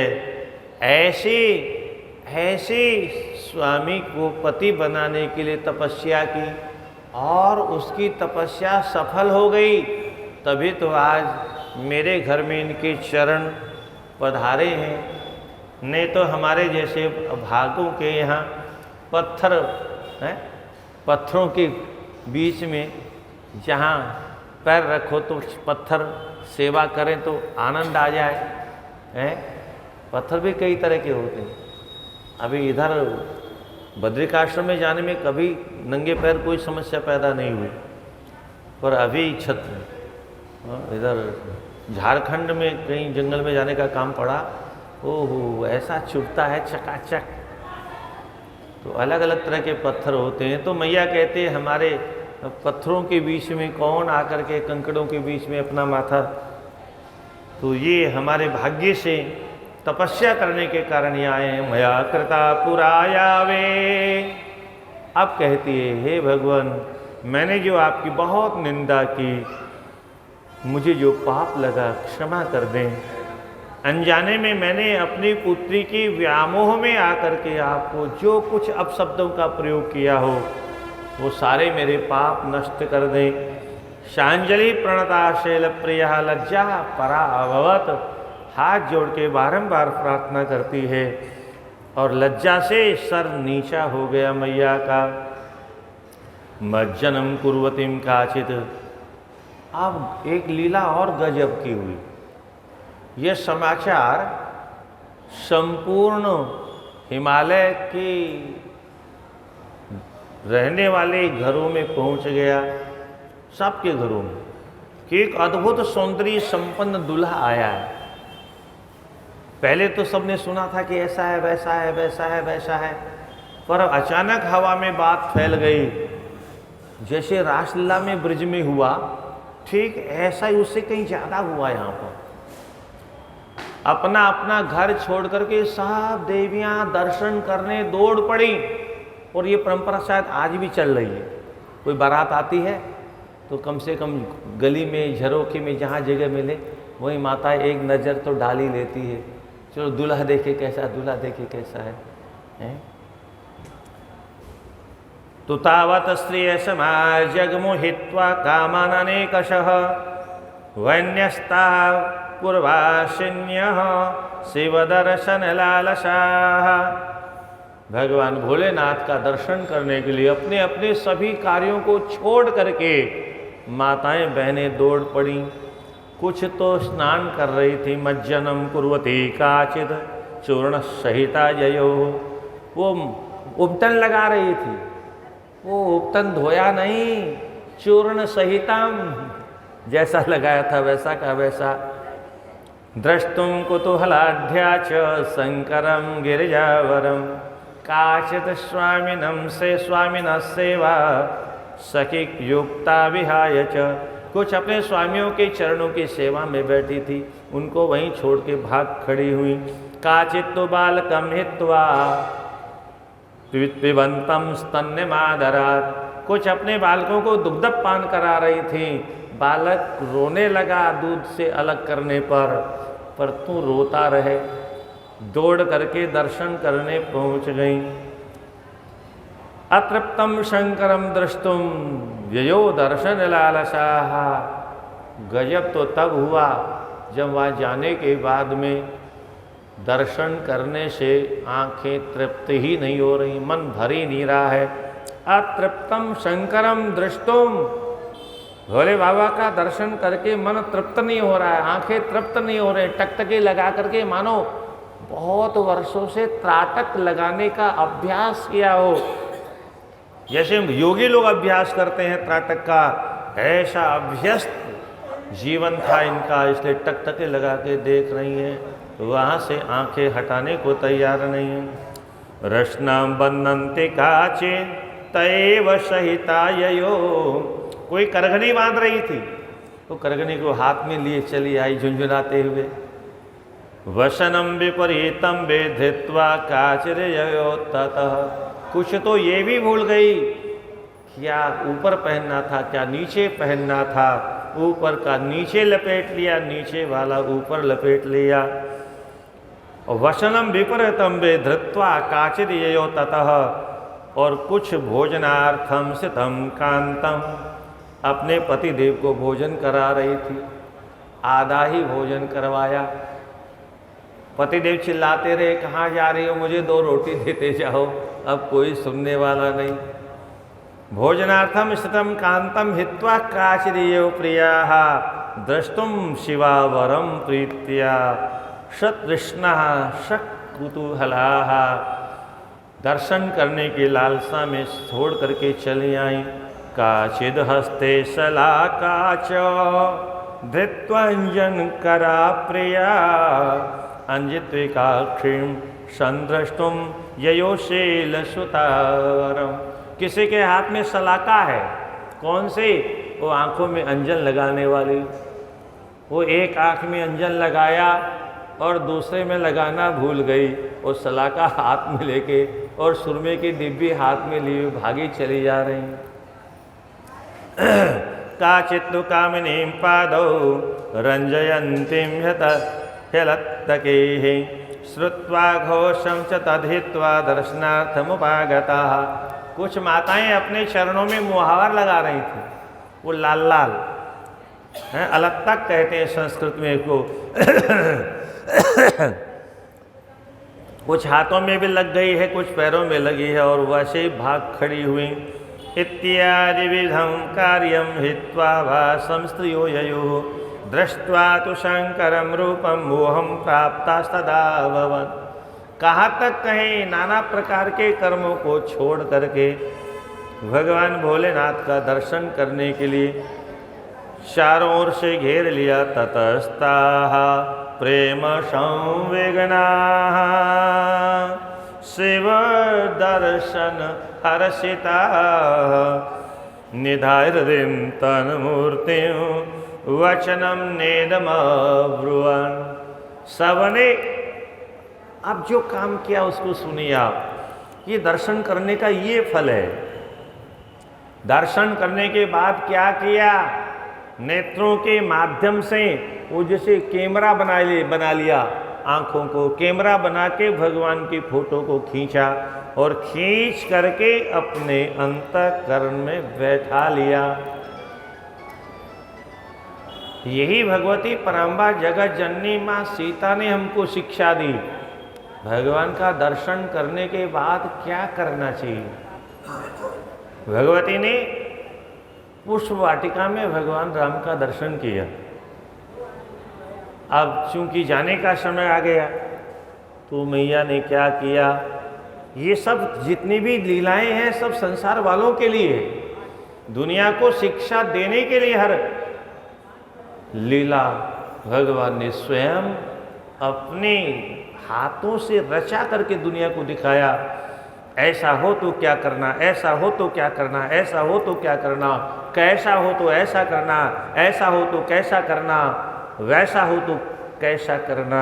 ये सब भगवान ने, इसलिए मैं बार बार कहता हूँ इन ग्रंथों में वर्तमान की हर समस्याओं का समाधान है, हमारे जीवन के हर प्रश्नों का उत्तर है।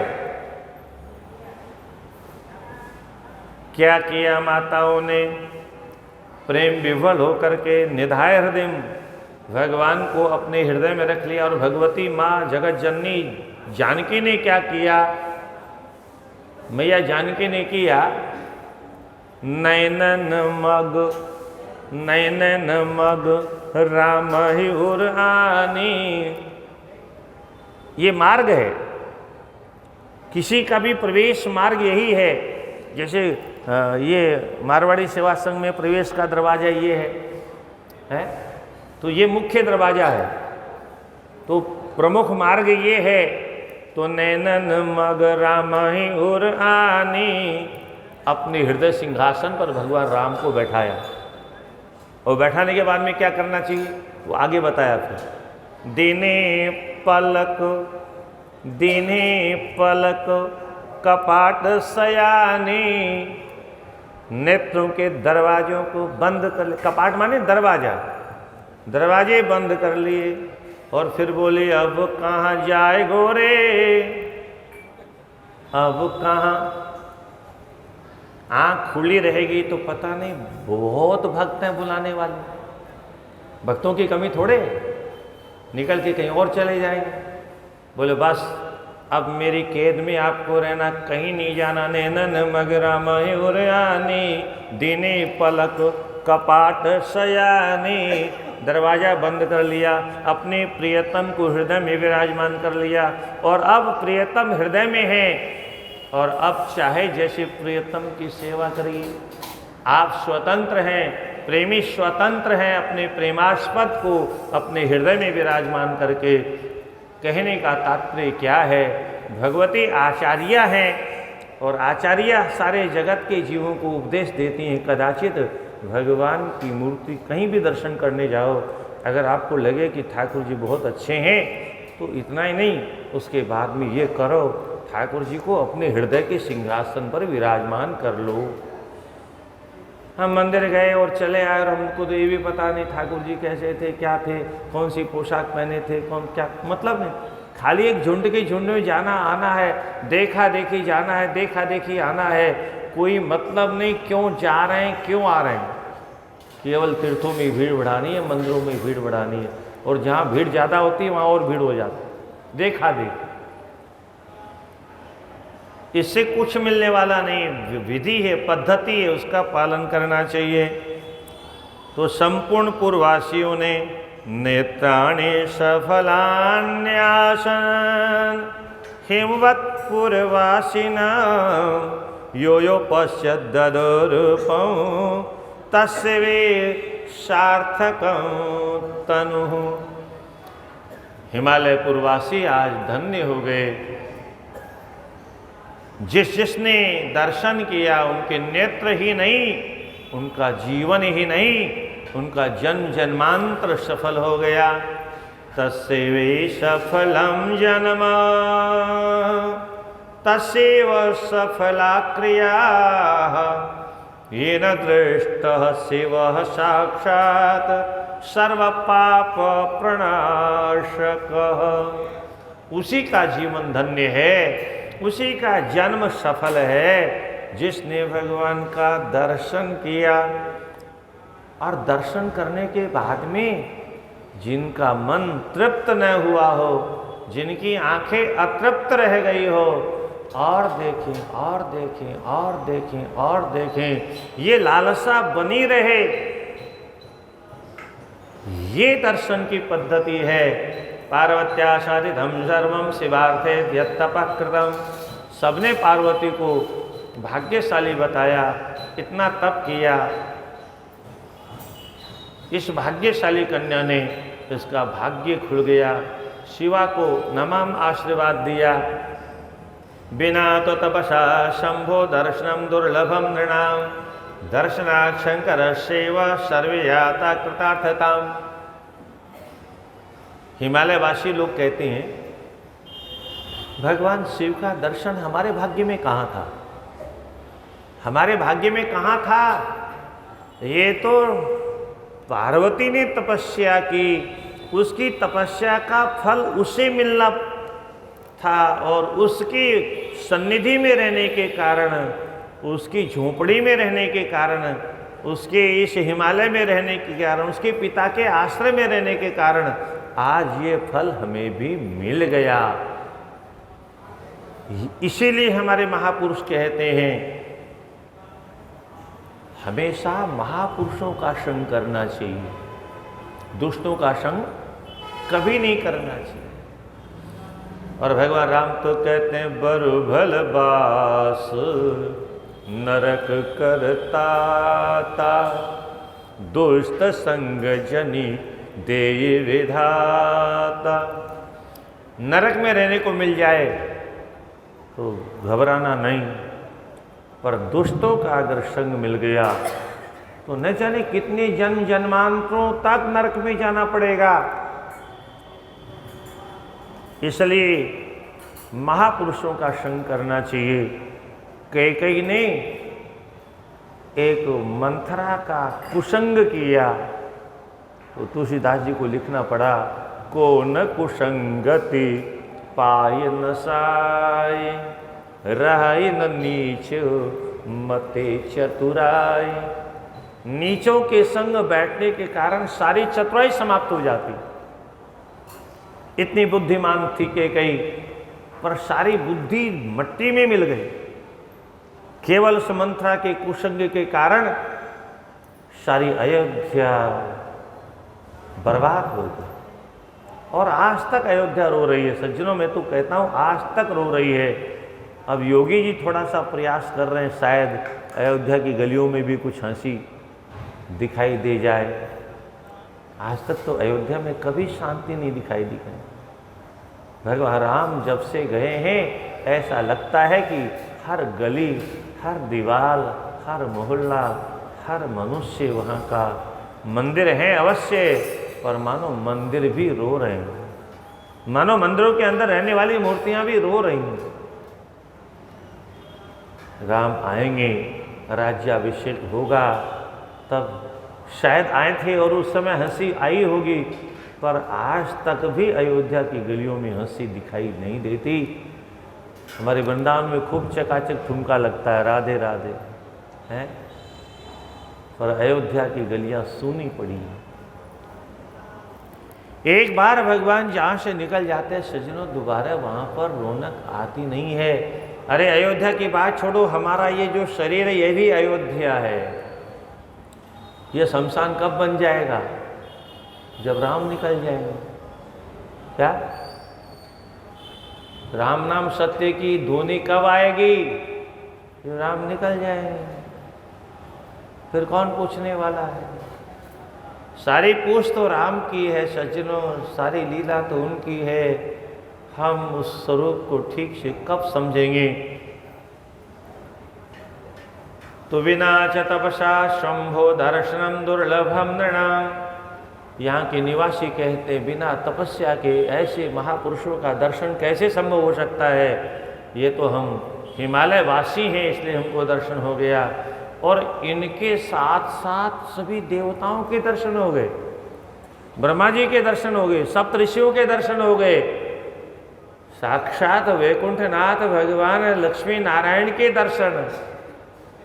अरे एक साथ है।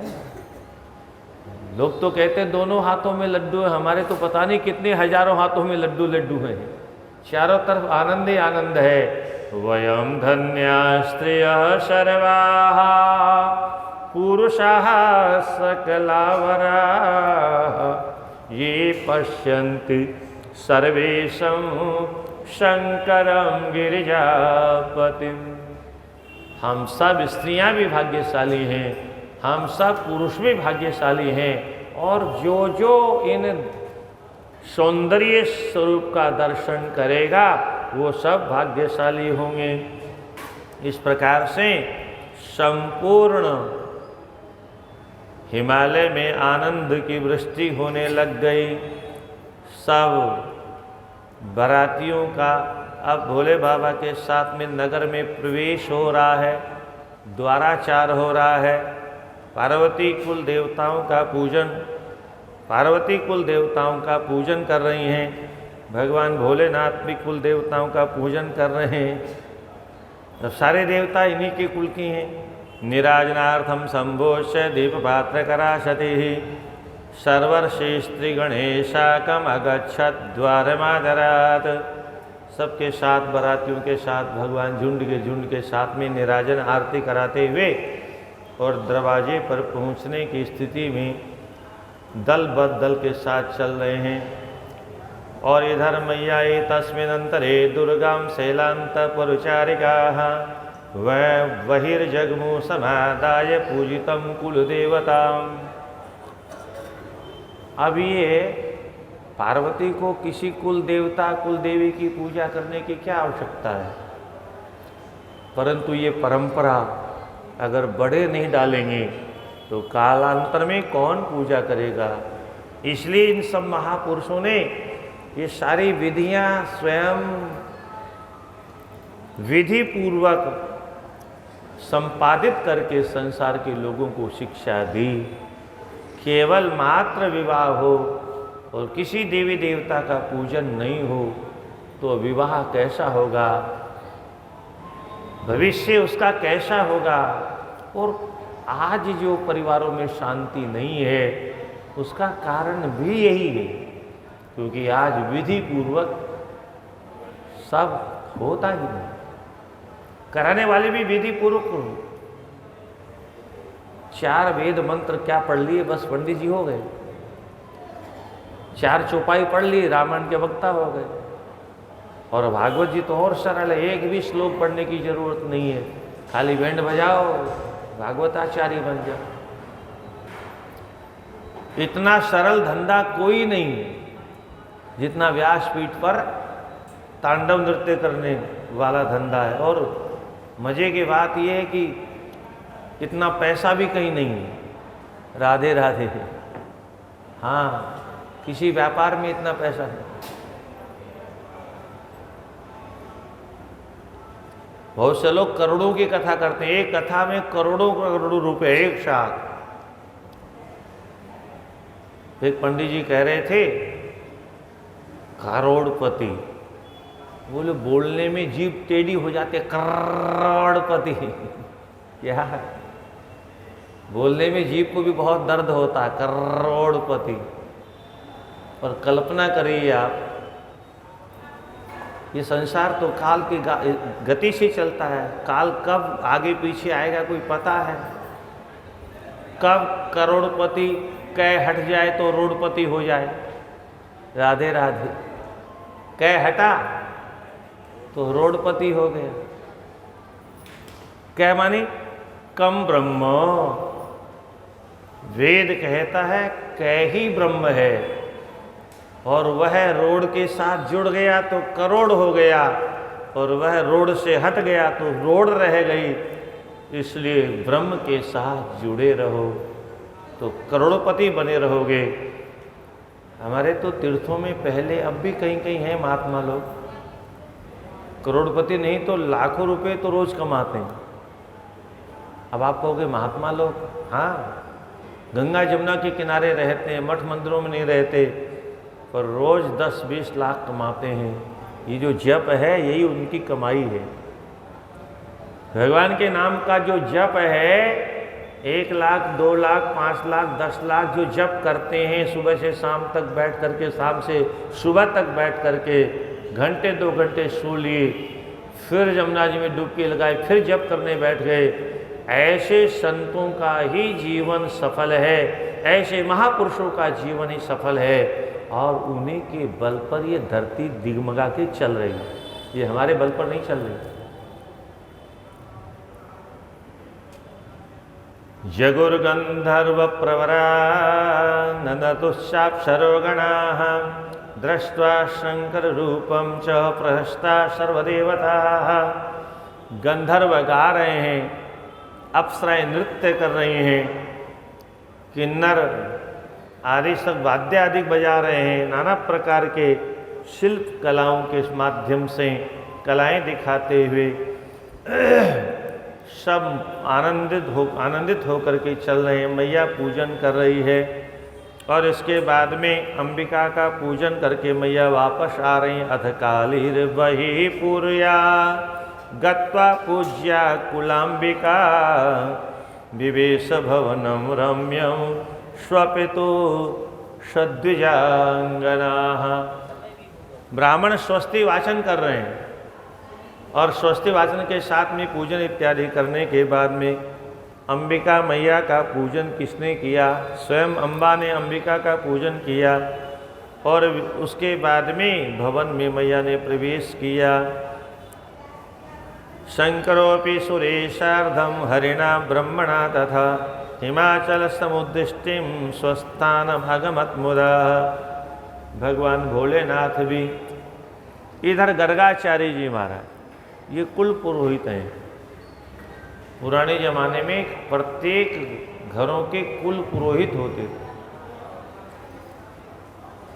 गर्गाचार्य जी बड़े लंबी आयु वाले हैं। क्या सृष्टि की आदि में गर्गाचार्य जी यहाँ पूजन करवा रहे हैं, और भगवान द्वापर के अंत में आए तो वहाँ भी नामकरण करने पहुँच गए। ये है तपस्या का अद्भुत प्रताप। पुराने जमाने की ऋषि महर्षियों की इतनी लंबी आयु क्यों होती थी? आयु तो सबकी 100 वर्ष की ही होती है। 100 वर्ष से ज़्यादा आयु किसी की भी नहीं होती, परंतु ऋषि महर्षि लाखों लाखों वर्षों के हो जाते थे। कैसे हो जाते थे? वशिष्ठ जी त्रेता में भी थे, और सतयुग के प्रारंभ में सृष्टि जब प्रारंभ हुई तब उस ब्रह्मा जी की संकल्प की सृष्टि से पैदा हुए। सतयुग में भी थे, त्रेता में भी थे, और द्वापर में भी थे। जिस समय परीक्षित गंगा किनारे बैठे हुए थे, उस समय वशिष्ठ जी भी वहां आकर के दर्शन दे रहे थे। क्या ये कैसे संभव था सज्जनों? मैं फिर आपसे कहता हूँ, पुराने ज़माने में विवाह भोग के लिए नहीं होता था, योग के लिए होता था। वो हमेशा समाधि में रहते थे ऋषि लोग। 10-10, 20-20 हजार की, लाखों लाखों वर्षों की समाधि में बैठे रहते थे। ध्यान से समझिएगा आयु कैसे बढ़ती थी। एक श्वास लिया और भीतर समाधिस्थ हो गए। दूसरा सांस लिया नहीं 1 लाख वर्षों तक, आयु तो 1 लाख वर्ष बढ़ गई। श्वास कितना खर्च हुआ? एक श्वास में एक प्राणायाम रूपी टेबलेट खाने से, क्या प्राणायाम नाम की एक टेबलेट का सेवन करने से 10,000 वर्ष की आयु बढ़ जाती थी। 50,000 वर्ष की आयु, 1 लाख वर्ष की आयु बढ़ जाती थी। जितना संकल्प करके बैठते थे उतने संकल्प के बाद समाधि से उठते थे। श्वास एक ही खर्च हुआ और हम लोग 24 घंटे में मात्र लगभग 22,000 श्वास रोज खर्च करते हैं। कितने श्वास? 22,000। 21,000 से लेकर के 22,000 के बीच में प्रत्येक व्यक्ति रोजाना इतने श्वास फोकट में खर्च करता है। और हमारी ऋषि महर्षि तपस्या के बल पर आयु बढ़ा लेते थे। हम अपने भोग के कारण अपनी आयु को घटा लेते हैं। भोगे रोग भयं कुलेच्युति भयं वित्तेन्द्र पालाद भयं। कहाँ रोग होते थे पहले? कहाँ अस्पताल होते थे? 5-10 गांव में कोई एक अस्पताल बना होता था, वहां भी कोई जाता नहीं था। हम लोगों ने खूब देखा है आंखों से, कोई नहीं जाता, खाली मक्खियां भिनभिनाती। किसी गांव में कोई वैद्य होते थे, कोई दे दिया, हो गया। घर में ही सब जड़ी बूटी खा के स्वस्थ हो जाते। पहले तो बीमारी आती ही नहीं थी, क्योंकि सब परिश्रम करते थे। जब से लोगों ने परिश्रम करना बंद कर दिया, बैठे बैठे खाने की आदत पड़ गई, तब से हर आदमी बीमार होने लग गया। आज आप परिश्रम करना शुरू कर दीजिए, पर आपकी जो फैमिली डॉक्टर है ना, वो आपको क्या कहेंगे? बोलो नहीं, बेड रेस्ट करना, बेड रेस्ट। क्योंकि बेड रेस्ट नहीं करोगे तो वहाँ जाओगे कैसे? बीमार तो तभी पड़ोगे ये बेड रेस्ट करेंगे, नहीं तो डॉक्टर के पास जाने का काम ही नहीं। जब कोई बीमारी हो, bed rest, bed rest, bed rest, आराम आराम, कुछ नहीं करना, केवल बीमार होना और हमारे पास आना, नहीं तो हमारा कारखाना बंद हो जाएगा।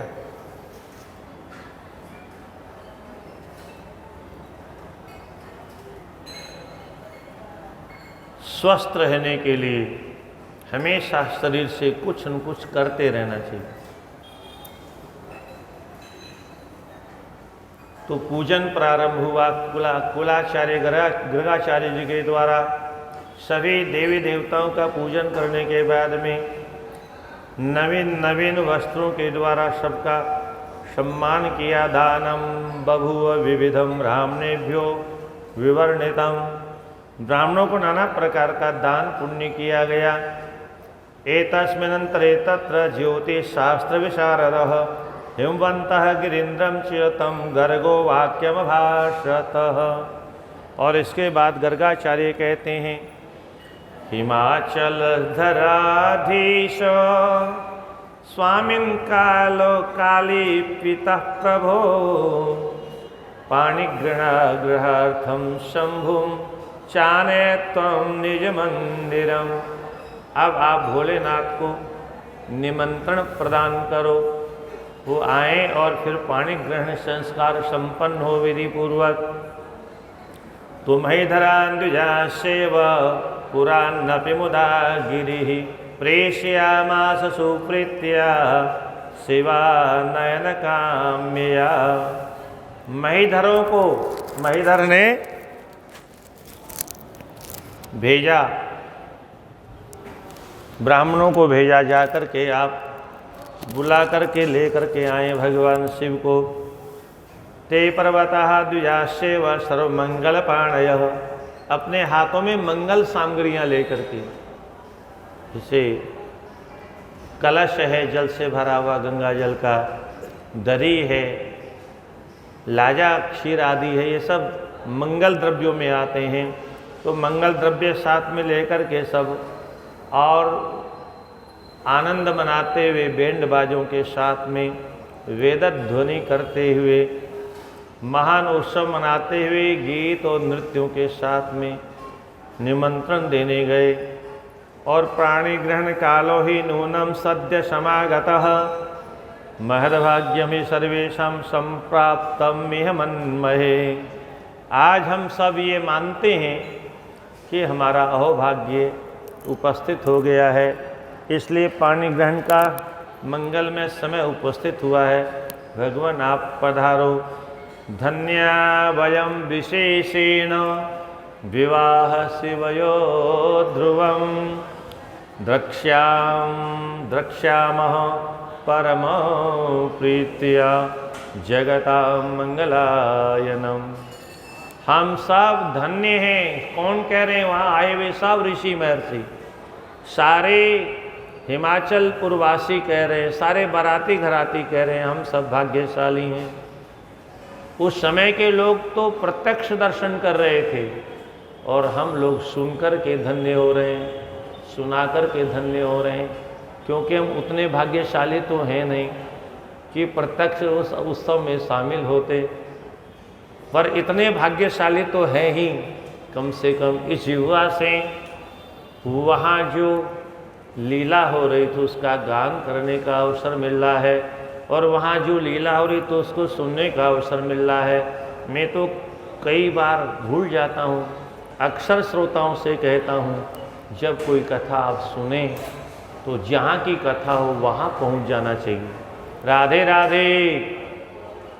हर हर महादेव शंभो, काशी विश्वनाथ गंगे। हर हर महादेव शंभो, काशी विश्वनाथ गंगे। हर हर महादेव शंभो, काशी विश्वनाथ गंगे। कथा सुनते समय, चाहे कथा कहीं की भी हो, कथा कोई भी हो, चाहे भगवान राम की हो, चाहे भागवत जी की कथा हो, जिस किसी भी देवी देवता की कथा हो और जिस स्थान की कथा हो, चित्रकूट की हो तो चित्रकूट पहुंच जाइए, ब्रज की गलियों के हो तो ब्रज की गलियों में पहुंच जाइए, अयोध्या की गलियों के हो तो अयोध्या में पहुंच जाइए। भगवान राम का अगर सिंहासनारूढ़ होने का दृश्य हो तो उस उत्सव में शामिल हो जाइए। अगर नंदोत्सव हो तो नंदोत्सव में प्रवेश कर जाए, किसी न किसी रूप में गोपी बन करके, ग्वाल बाल बन करके, कीड़े मकोड़े बन करके पहुंच जाए। शरीर से नहीं तो मन से तो पहुंच सकते हैं ना, मन से पहुंच जाए। और ऐसा कथा सुनते समय अनुभव करिए, ये सब हम आँखों से प्रत्यक्ष दर्शन कर रहे हैं। और वक्ता को भी इसी विधि से अपने वक्तृत्व कला का प्रदर्शन करना चाहिए कि श्रोताओं को लगे कि सामने लीला प्रत्यक्ष हो रही है, तभी उसका आनंद आता। हम जब कथा में शामिल हो जाएं, लीला में शामिल हो जाएं और स्वयं आनंदित हों, हमें लगे कि हम भी लीला में एक पात्र बन करके उपस्थित हैं और उस लीला का दर्शन करके अपना अहोभाग्य उपस्थापित कर रहे हैं, यही कथा सुनने का लाभ है। क्योंकि हम उतने भाग्यशाली तो नहीं, पर इतने तो बन ही सकते हैं।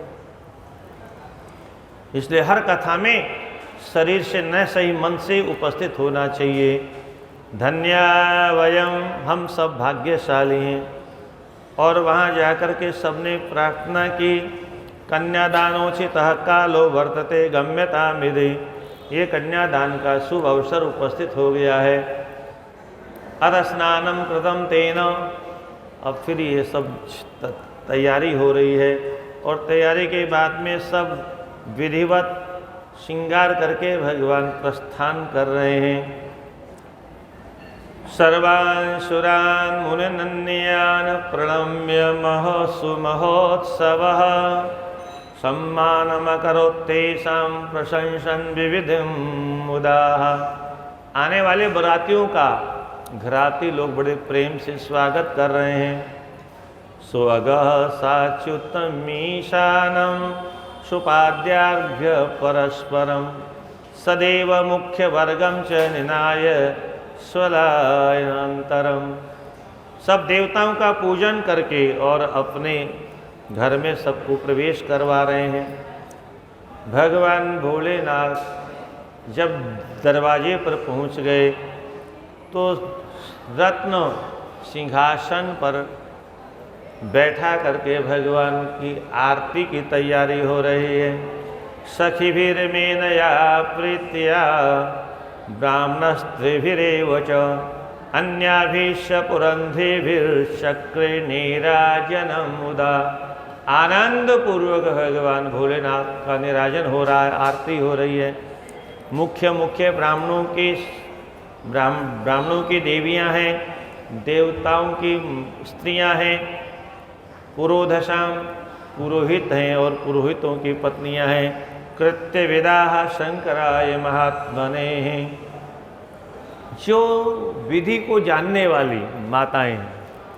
हाँ, ये लोकाचार भी बहुत होता है विवाह में, और कभी कभी जो विधि नहीं जानते हैं फिर कुछ गड़बड़ हो जाता है, बाद में बातें बनती रहती, ये नहीं हुआ वो नहीं हुआ। खैर, ब्रह्मा जी के द्वारा मार्गदर्शन किया जा रहा है। मया शनोदितस्तत्र पुरोधा कृतवांस्तदा, सुमंगलम च यत् कर्म प्रस्ताव सदृशं मुने। ब्रह्मा जी कहते हैं मुझे ही पुरोहित बनाया गया शिव जी की तरफ से। राधे राधे, मुझे पुरोहित बनाया गया विवाह के विधियों का सांगोपांग संपादन करने के लिए। तो अंतर्वेद्या महाप्रीत्या, जहाँ भीतर में वेदी बनी हुई थी, वहाँ जब हम सब प्रस्थान किए तो यत्र सा पार्वती कन्या सर्वाभरणभूषिता, तत्र नीतो महादेव विष्णुनाम च मया सह। वहाँ हम सब पहुँचे भगवान विष्णु के साथ में। वेदिकोपरि तन्वंगिम संस्थितां सुविराजितां, भगवती पराम्बा वहाँ विराजमान थी, सुंदर श्रृंगार किए हुए। कन्यादानोचितं तत्र बभूव परमोत्सवाः, और वहाँ बृहस्पति जी ने लग्न निकाले। किस लग्न में विवाह संपन्न होगा? लग्नम निरीक्षणमानास्ते वाचस्पति पुरोगमाः, कन्यादानोचितं तत्र बभूव परमोत्सवाः। ये मंगल उत्सव जहाँ बैठे हुए थे सब प्रेम पूर्वक उसका दर्शन कर रहे हैं। और उसी समय वह शुभ घड़ी आई जिस घड़ी का सब प्रतीक्षा कर रहे थे। तावत शेषा घटी तावत कृतम प्रणव भाषणम, प्रणव का उच्चारण करते हुए भगवान भोलेनाथ प्रणव का जप कर रहे थे और गर्गाचार्य भी प्रणव का जप कर रहे थे। पुण्यहं प्रवदं गर्गः समादग्रेञ्जलिं मुदा, पार्वत्यक्षतपूर्णं च बभ्रुषे च शिवोपरि। पार्वती जी के हाथ में वैदिक मंत्रों से अभिमंत्रित करके चावल रखे और कहा, बेटी जरा भोले बाबा के ऊपर इन चावलों से बौछार करो। तो अक्षत अर्पण किए गए और तया पूजितः रुद्रो दधि अक्षत कुशाम्बुभि। मंगल द्रव्य है, दधि अक्षत है, ध्रुवा है, कुशा है, जल गंगा जल है।